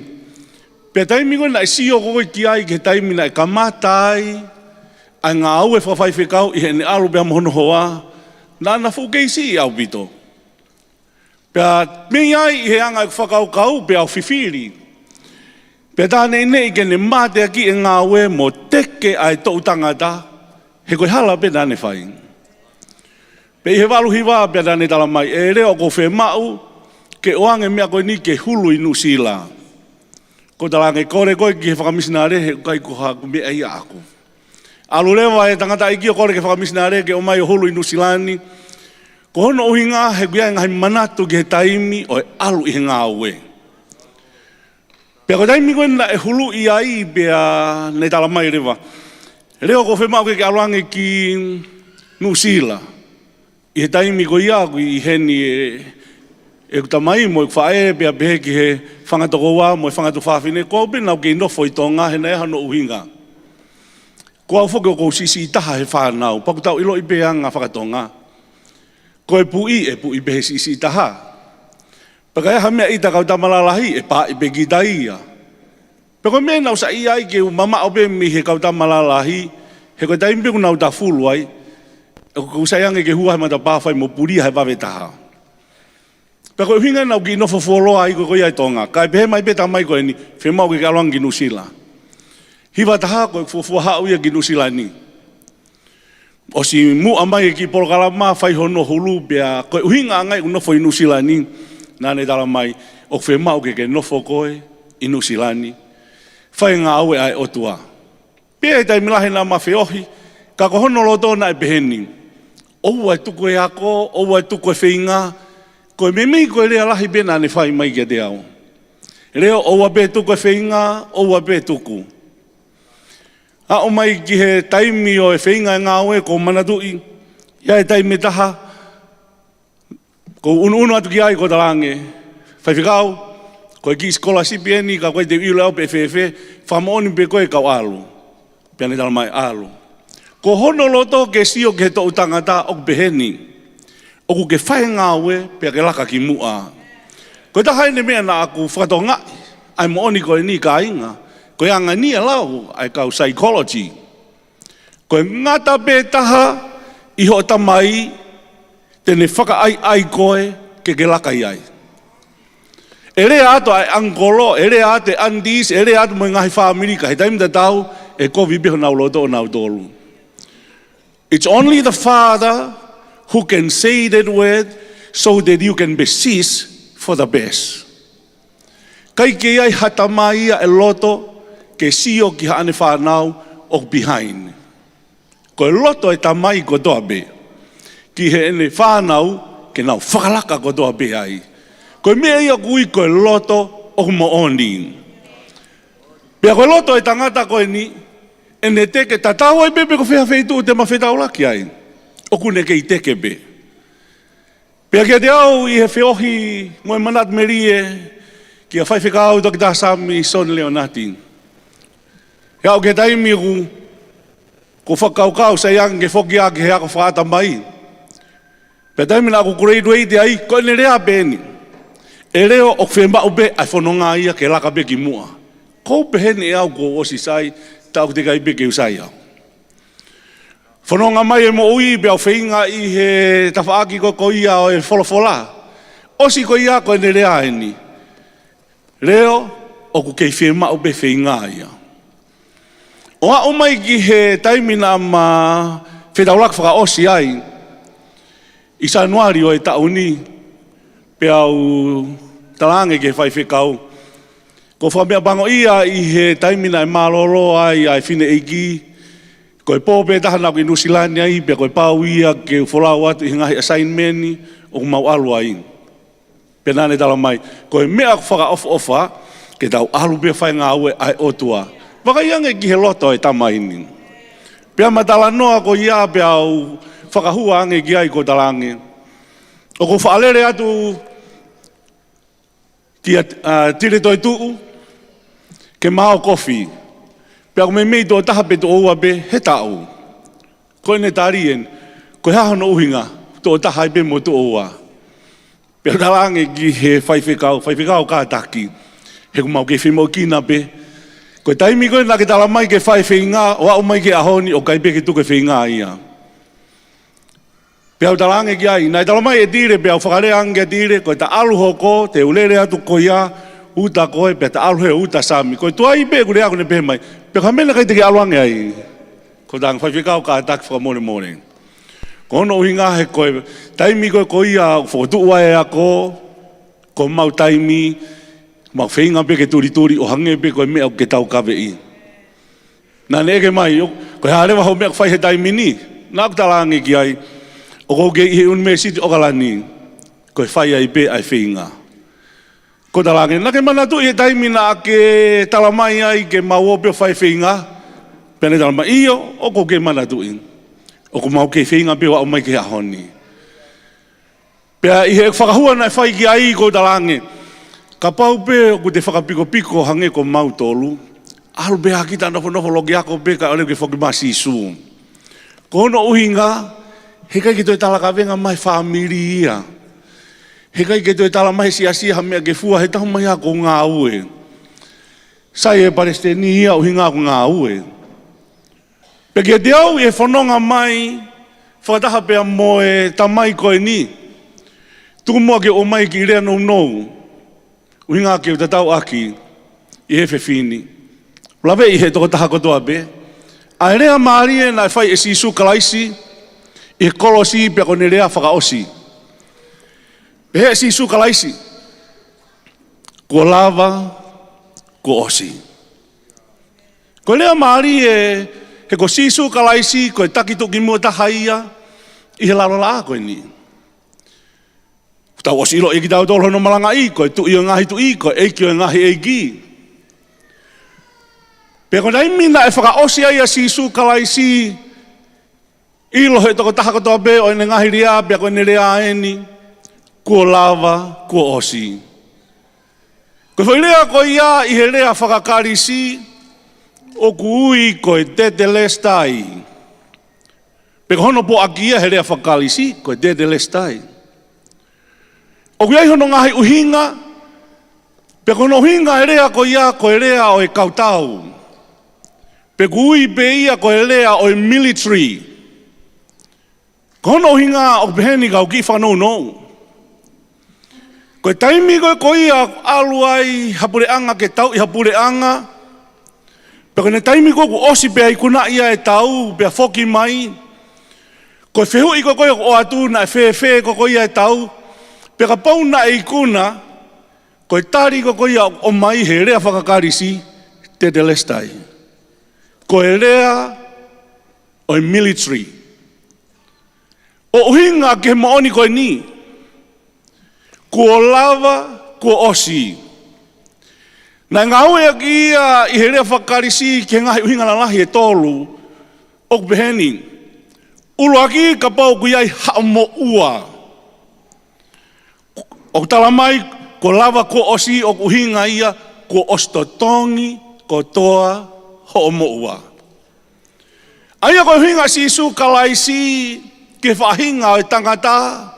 O ene tari ko ia ki he tamai, dedelestai, ko ianga hala mamani, ko oskotoa hono totongi. O kai ki toia hamo ua ia ki ai. Kono ua o e huinga, o rea ko e ni, ko e tari, ai tangata o kui ko e leadership. Whatonga e maoni ko e ni, ko e leadership o ku kehe ia, me foi rea ko e whaiwhekau. Kau ki whanau no o beheni. Ko e whaiwhekau. Ka bau la vea SCP. O kune mai e ki pen 80 pe a whaihono lalawa. Pe a tō hake o fua. Ko e taki. O ku kehe atu ia mi ai. Pe ko taimi ko ia o ngau e aki ai. He taki a rea ko ni ko lava pe a ko osi. O ku hinga ia. Ko e mea kui ko enemies. O ku tamate I kotoa be, o kai te hatahaya mo ui. O si ikuna, pia kapa mo I whanua, pia katoa o ikuna, ko lava ia. Pia kohono whaka osi, o heanga e ngau e aki e lea ko e ni. O ngau e aki e ke transactions. O ku ikai ko relational. Ko lava ko osi, o hange ko lea na ngau e aki, e sione ko ia talang e sisu hiki eni ke siasi o si mana. Paki kiu whanau nou he koe kau. Malanga ko toa beki tau tolu. Ko lea maaria sione na ne talange. Hiki pia tala ke siasi ko ia e ka taki o au ki he iku anga. O kikai ko e ka taki vai ua. O kikai ko e ka taki atu pe ko ia osi ai wike taha moe mahina e taha. Ko pe sione pia ko lea ina sisu. Ko au sisu te whaki kia te koe. Ai pare o e mo'ui. Ko e kātaki ki he ikuanga. O hange ko e whiohi pia mo e tamai ko e ni. Ke te au ko e taha eni ai tangata. Tuki mua I he ngau e whakapende kosi. Ai kakaitonga. Me I tonga eiki ki Aotearoa. Ke kankalu o au ke ikare. Te kai ke usi au he tangata mate aki I beheni. O kai ke utala noa au ia ki he lotu mo au kai. O kai ke utala noa au ia ki he malanga. Ka ko utala noa he maoni koe ni o beheni. Ko e tangatani, ne kai ke ne tuku e hane resource, ke langa ia. Ko he hape mea koku maa hononi ma, ko ne whai ako no whakai ai ki mautolu. Ko ne whai ako no whakai ai e tau tangata. Iai tai me taha naku whakahuangi ki ai. Taimi nā ko haua he hiwa taha pia u nofo ai ko he ni pia nai I whoke e whakatu siasi. Pia ko taimi ko ai ko e whakatu siasi mau kei talavou whoke ko ku ta ua he taimi ko ia. Ko lia be ta ua o siai ho whakau au. Mahalo e pēma he toko lahi. Ta ku te kai be tare ko a sisu. Ka ko hinga e ku tala noa ko e taimi ko ia mau ai ko e whangi whakatu siasi ko talange. Whai whekau. Ko whekau e motu a koe ke alu o whai whekau. Si o atu ke whakawha. Ko ne rea eni. Reo, ko mea pe ia ai o tua. Kai ngalo iau pia maolau ke feitu e taha pia talamai ke mau ki vahe whakakolupu ka mau ko whakatu siasi. Pia talamai rewa kia whaiwhikau tu pou. Whaiwhikau tu pou te ke taki kohi ki fo i toko nimba koe pia ukau mau ai. Taimi koku mau alua i e lere ka atoa e ukulupu koe oho koe koia whaivangeri o he aho koia. Te mau lere mau pe mau tauria ke he sopingi. Peko taimi ko koia mau foki mai he fiafi ko whakahua pe ki ai rea koe ni. Sami, si whakaofa i motu a whaiwhikau he te tau foki tau tolu. Ko maari e hene tari koe me aia ai otua. Ka inga ka pau te tau whatonga e maoni koe ni ihe eku sio. Na kai kene puke e ia haane koloa.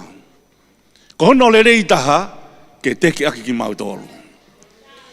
Ha o mai ke mo minute fa osi e ku fia he ma fitaulaki ko ia nai fai ma lulu be ko taimi na mapo tala no ai ko ne reain. Ha mina ke tiki alo ngai fai mo tao ke tao kapa ko fin. Ko dang sami. Ko ne osko ko se mesta ko ni te to ki lere atu. Pe ko kulera be ko ia te tao re va o kapa kofi. Ka ko fa malo ke o tua.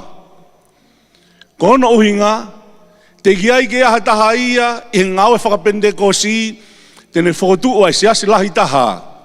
Whakapende kosi i he kakaitonga ka ko toketa Samisoni Lenati.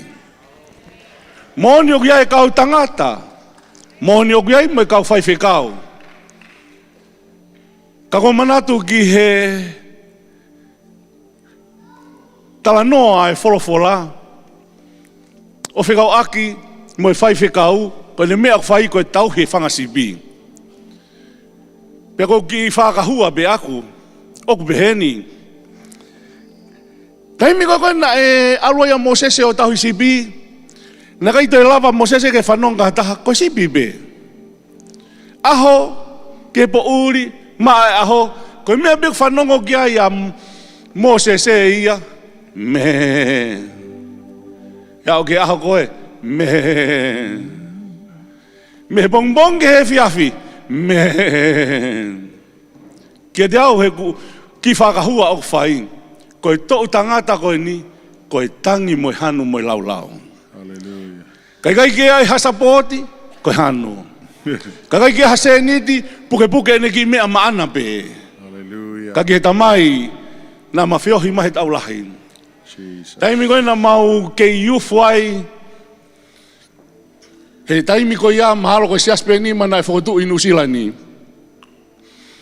I e sias ko ia i menguri ka arevare. Ko au na e sai au, he na ku mea ku na e whai, ko whinga i beke, practice mau be sami mo whamalosino he mea kui ko e rea. Pe ko lahi ang ko e ne rea, ka na te fulahi ang ala soni. Ka ko whamalo ke otua, e moni belea e tangata eiki, ko e mea ai otua, ko otua be o kune whai. Pea ko e apongi, ko e mea be moia ai otua. O hange ko e ilo ia e tangata ni, ko lawe i he kakai ko toa be. Na mau i Nusilani, ko kamata haa moa, ko e alu kia ia e whaiwhikau ni. Taimi ko e pau ke i Nusilani ai, ia ua e whakatu siasi ki Hawaii, ko tangata ik whaiwhikau ni. Rolotonga pe koe mau i Nusilani, whakatu o Australia. Whai koe koe ia ngāwe, koe whaiwhikau ni. Hallelujah. Pea kos mahino pe Nusilania. Hange ko tonga na e kamata koe mi ai. Ka kia te au i he historia, no e anga whiohi, pea mo e tamai koe ni Uluaki na whatongai, na kai ke ne whole ea ni resource. Ko ne mea bena e whai, koe puski mau tolu. Jesus. O hange pe koe ku ki whakahua ane nai. Na ma whitaulaki whakaosi koe ne rea ni. E reo o ape tu koe whingai. Ko dalange sami, o kai koe whingai nia, ko wao nia ke taimi, koe mea nia kui koe whakapiko. Uhinga ka pa e rea mai whamiri, pe dalange mo sisio mai pe koe ke mau ngā ue. Mo whai atu pehe kau ngā ue, o fua e tau kawenga. Kune kei teke be. O kune kei whinga be ke au e ngā ue, kehe be ke ului e tau tangata, kehe pure anga o e otua.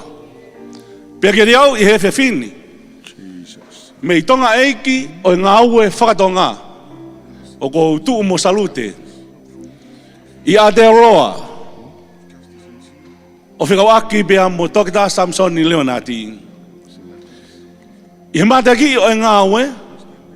O futangata e ahoni pia ului e kakai ke bureanga e otua.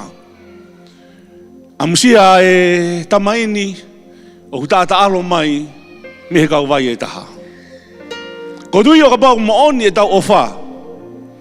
Ke tamai o e kini. Kau whai whekau. Toi whakautu mau kuange. Whai ngau e otua. Pea tuku beke he otua. O hange koe rea ai tamai koe ni. Pea ka pau ko ke fie whitauraki pea mo sami. Ko hono whakarea e taha. Tari ke mo oni a sisu.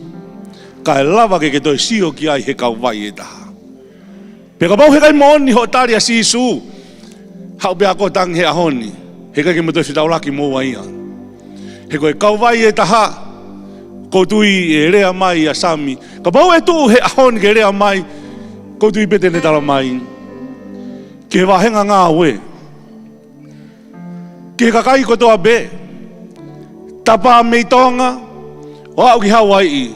Ha moa mo Australia. A ngā ue. Nā ku whai. Koe mea katoa ko ia. Koe mea pei ai o tua. Kako e ni. Tari a sisu. Ka ke au ke kau vai e taha. He ka pau he kai te ke tari a sisu. E moni pe ki tala noa ia. Ku tau whawhanongo ai. Na e mate taha ia. Pea kai ke toi whakahela. Koe mō meniti pene mateu a ke heri. Koe taha na e whata atu ia ke pure anga. Pea koe hinga ko mai ki tala noa koe ka inga beheni. Ka pau te whatonga ia kore ai tangata meheri. Ke o mai peha ki me i vai ke whakamoko moko ere lo. Hei te milahi kou ki whakaukau he mooni koe ni. Kai ke kore ha me i vai ke whakamoko moko hono ulu. He koe ulu tau potu ke hea whi. Pe ko hono futua. Koe ki ere lo pe. Ka koe mea ko maare ia he tala noa. Koe sio ko ia ai tangata koe ni he fuwanu tala mai koe whitu umamao. Ko tautu koe nā ko ho sio ka ia o mai re taha. Ne ongo ai ko hoa o whaanga ka o mai re taha kai te ke lava ko sio te ke whemao ko hamata ke whakasio. Koe tamai o eiki heri toksipoti e sio ia mei heri. Sio pe ia ilo eki motu a koe koe tawhaaki o e palahame. Koe pore whakataha pia mo sami he fia fini. Oua te ke tari ke toksipoti ho sio mei heri. Sio e tangata koe ni mo ilo i lerei, ilo i mo hingoa. Ka kia te koe pia mo au, whawhetai ke eki, koutui whareni o stari kotoa he toko taha kotoa pia sisu. Pia koutui koe alwhewhia, ai tamai ofani, mate aki e ngā ue, to a honolo to. He kusio mai a sami, ko stari mo oni he whahua sisu kalaisi, he poni. Koe taha ia mea whawhewhia. Pia koutui, koe tatau ia whakataha pia moe tamai koe ni e ki manatu merie. E ngahi tau kotoa e ngā ue o e maulue mai. Neongo pe ko whē ai tapa e kolope. Wheitu o mbau iai. Kana mau mui mui kotoa pe. I mea nai whai he tamai koe ni. Pia koe taha e whia ho maulo to. Taimi umau whanongo ai a hiki whanua. Koe pau pe hiki whanua. Ka kumoni e rea o ngau e aki. A hiki e sione ki he siasi. Ka taki o au ki heikoanga. Pea toki pehere vai whorwhora aia ko au sisu. Te uwhaki e pare o e moui. Ke te tau tolu kau ngā whaiwhekau. Kau ngā pirikimi e whanonga. Koe sipinga le rei. Ko tā he tangatani. Koe kau whaiwhekau toko lahi. Ka koe siasi lahi taha e anga. E tui mo e anga e mau nofo mo e whai e ngā ue whakapende ko si. Koe lahi taha sia si hono whakotuu. Koe tamai o eki koe ni. Pea kia te au koe taha mea ko whiwhia lahi. O ko mui mui kia e tau tangata. Pea ko mui mui kia i mo e wahenga, mo e ngā ue. O whakataha pekina ki mo tolu. E eki. Tua eki o whatu.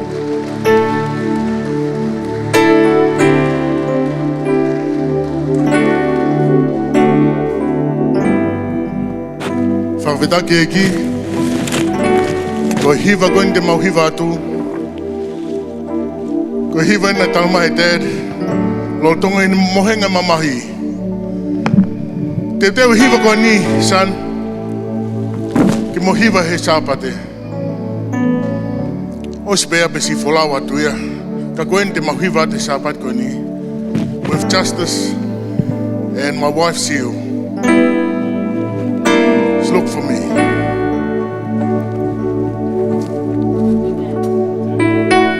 We thank God for our Kingdom District. Thank you to our leader, Reverend William Lavemai. Also to my senior pastor, John Finninganofo. God bless you all.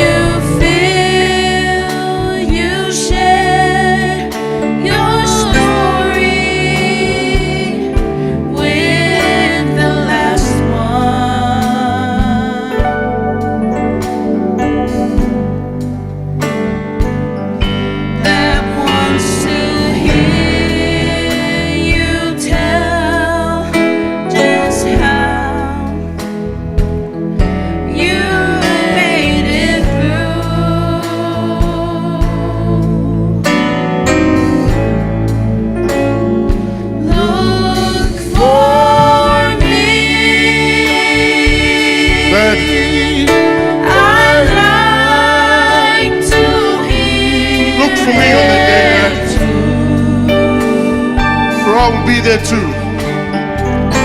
After the seed you have planted in our hearts, I realize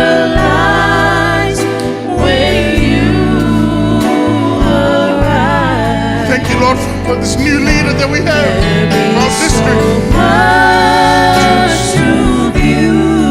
You've been making us from a long time ago,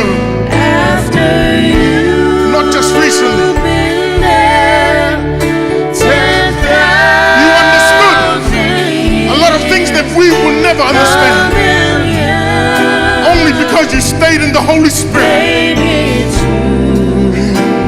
So look for us, for we will be there too.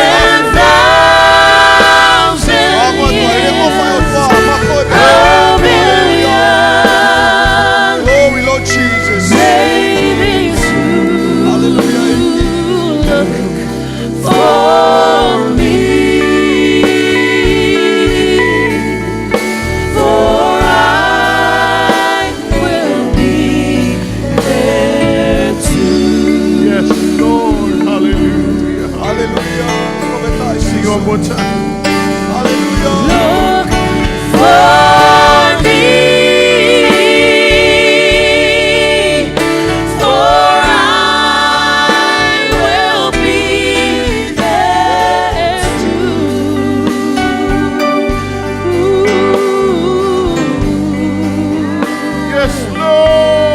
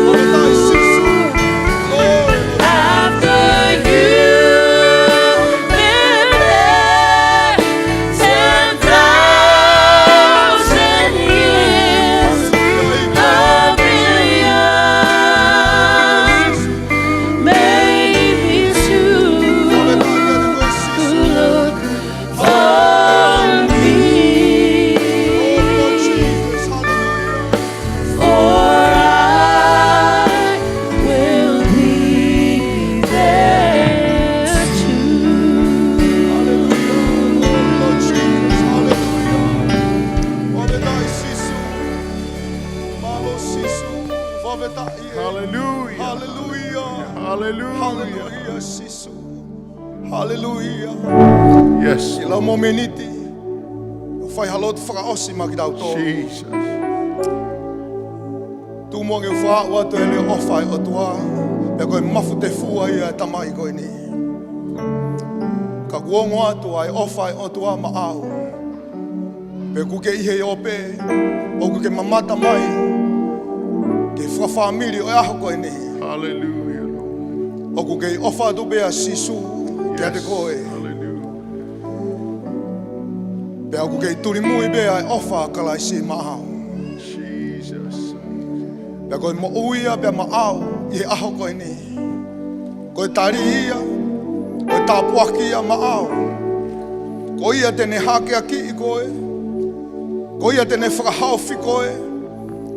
Ko ia tene whakatau ataina koe. Ko ia tene whakamoui koe aho koe ni mo whakamonu ia koe. Ko ia tene whakamau koe i he moui koe ni. Ki he itaniti au ta whanonga ai. Hallelujah, hallelujah. Hallelujah, ku whetā whiake. Ai ngau e a lau maari e pa moi ofai o tua. I he wheitu koe ni pa moi ngalu ia. Hallelujah. Pakabau ko koe ia. Koe mominiti lele ieni, ke whātā holoto. He ku hoko mai ai ofa ko ia.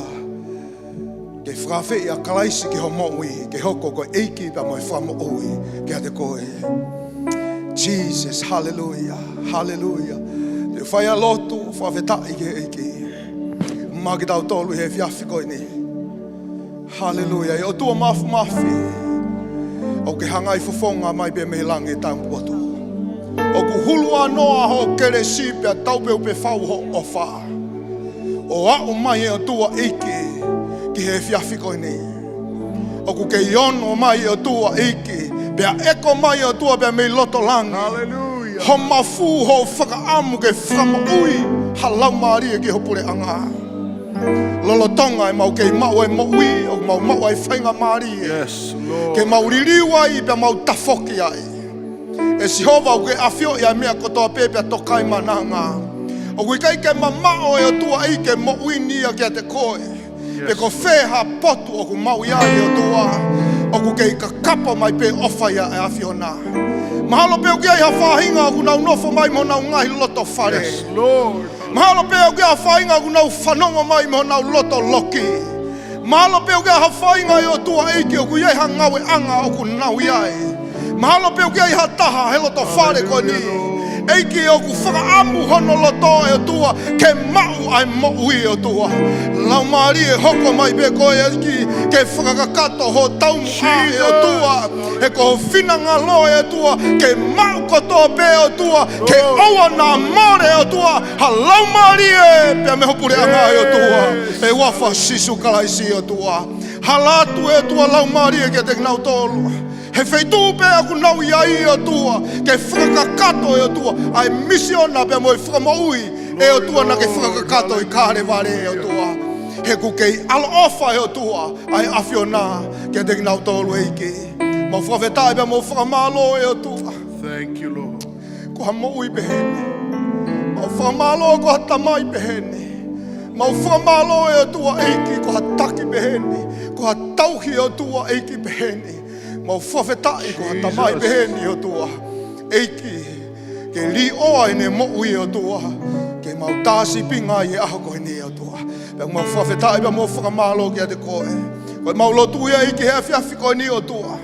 E whawhoki pea e langi o tua pea mo inge ia. Yes, hallelujah. E whahiki iki a ki pea e awhiona i o tua. Paka iaha mau mātuku e he whiawhini. Ke mau mātuku pea mo e alo ofa e awhiona i o tua. Ke mau mātuku e o tua pea mo e malohi o tua. Ai ofa na tawhi i kāreware o tua. Pea mo e malohi ho lau maari e mauni o ni o tua. Hallelujah. Alo ofa mai a ke te mau tolu hono kotoa. Eiki mo si whanau e o tua. Eiki fungani o tua. Mo e whamiri hono kotoa eiki. Hallelujah. Ke novo ia beho lau maari e o tua. Ka rewa. Ke mau tāpuni e kātoa ngā eiki. Pe mau lotu mo e hu o ku whai ato. I e wafa kalai sisu. Ka ko mau framo ui. Yes. Emeni, emeni, emeni. Malo au pito. Ke mo mehe framo na fuanga. Hallelujah.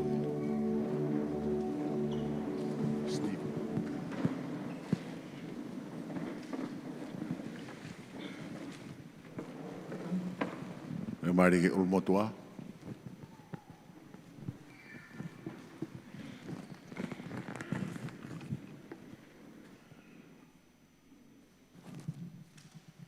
Kore pege u whanga e whatapu o sano hawhaki.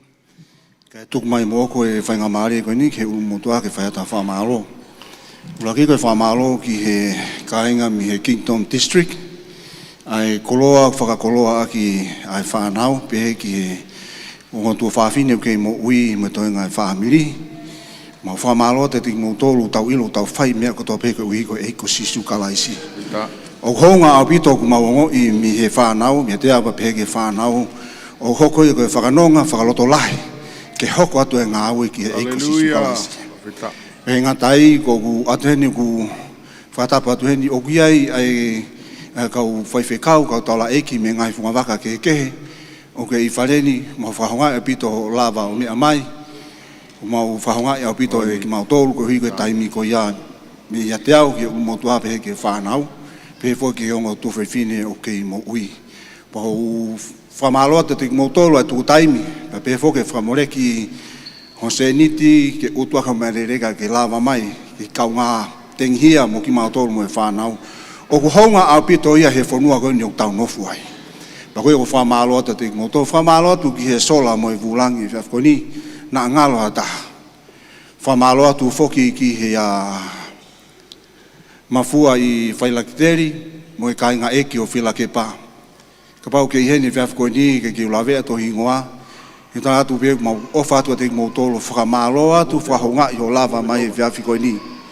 Pea mo kātak whamore more peki, ka pau waha tōno no I a teki mau tolo, ko mau ngata anga pe ia koe whanau pe.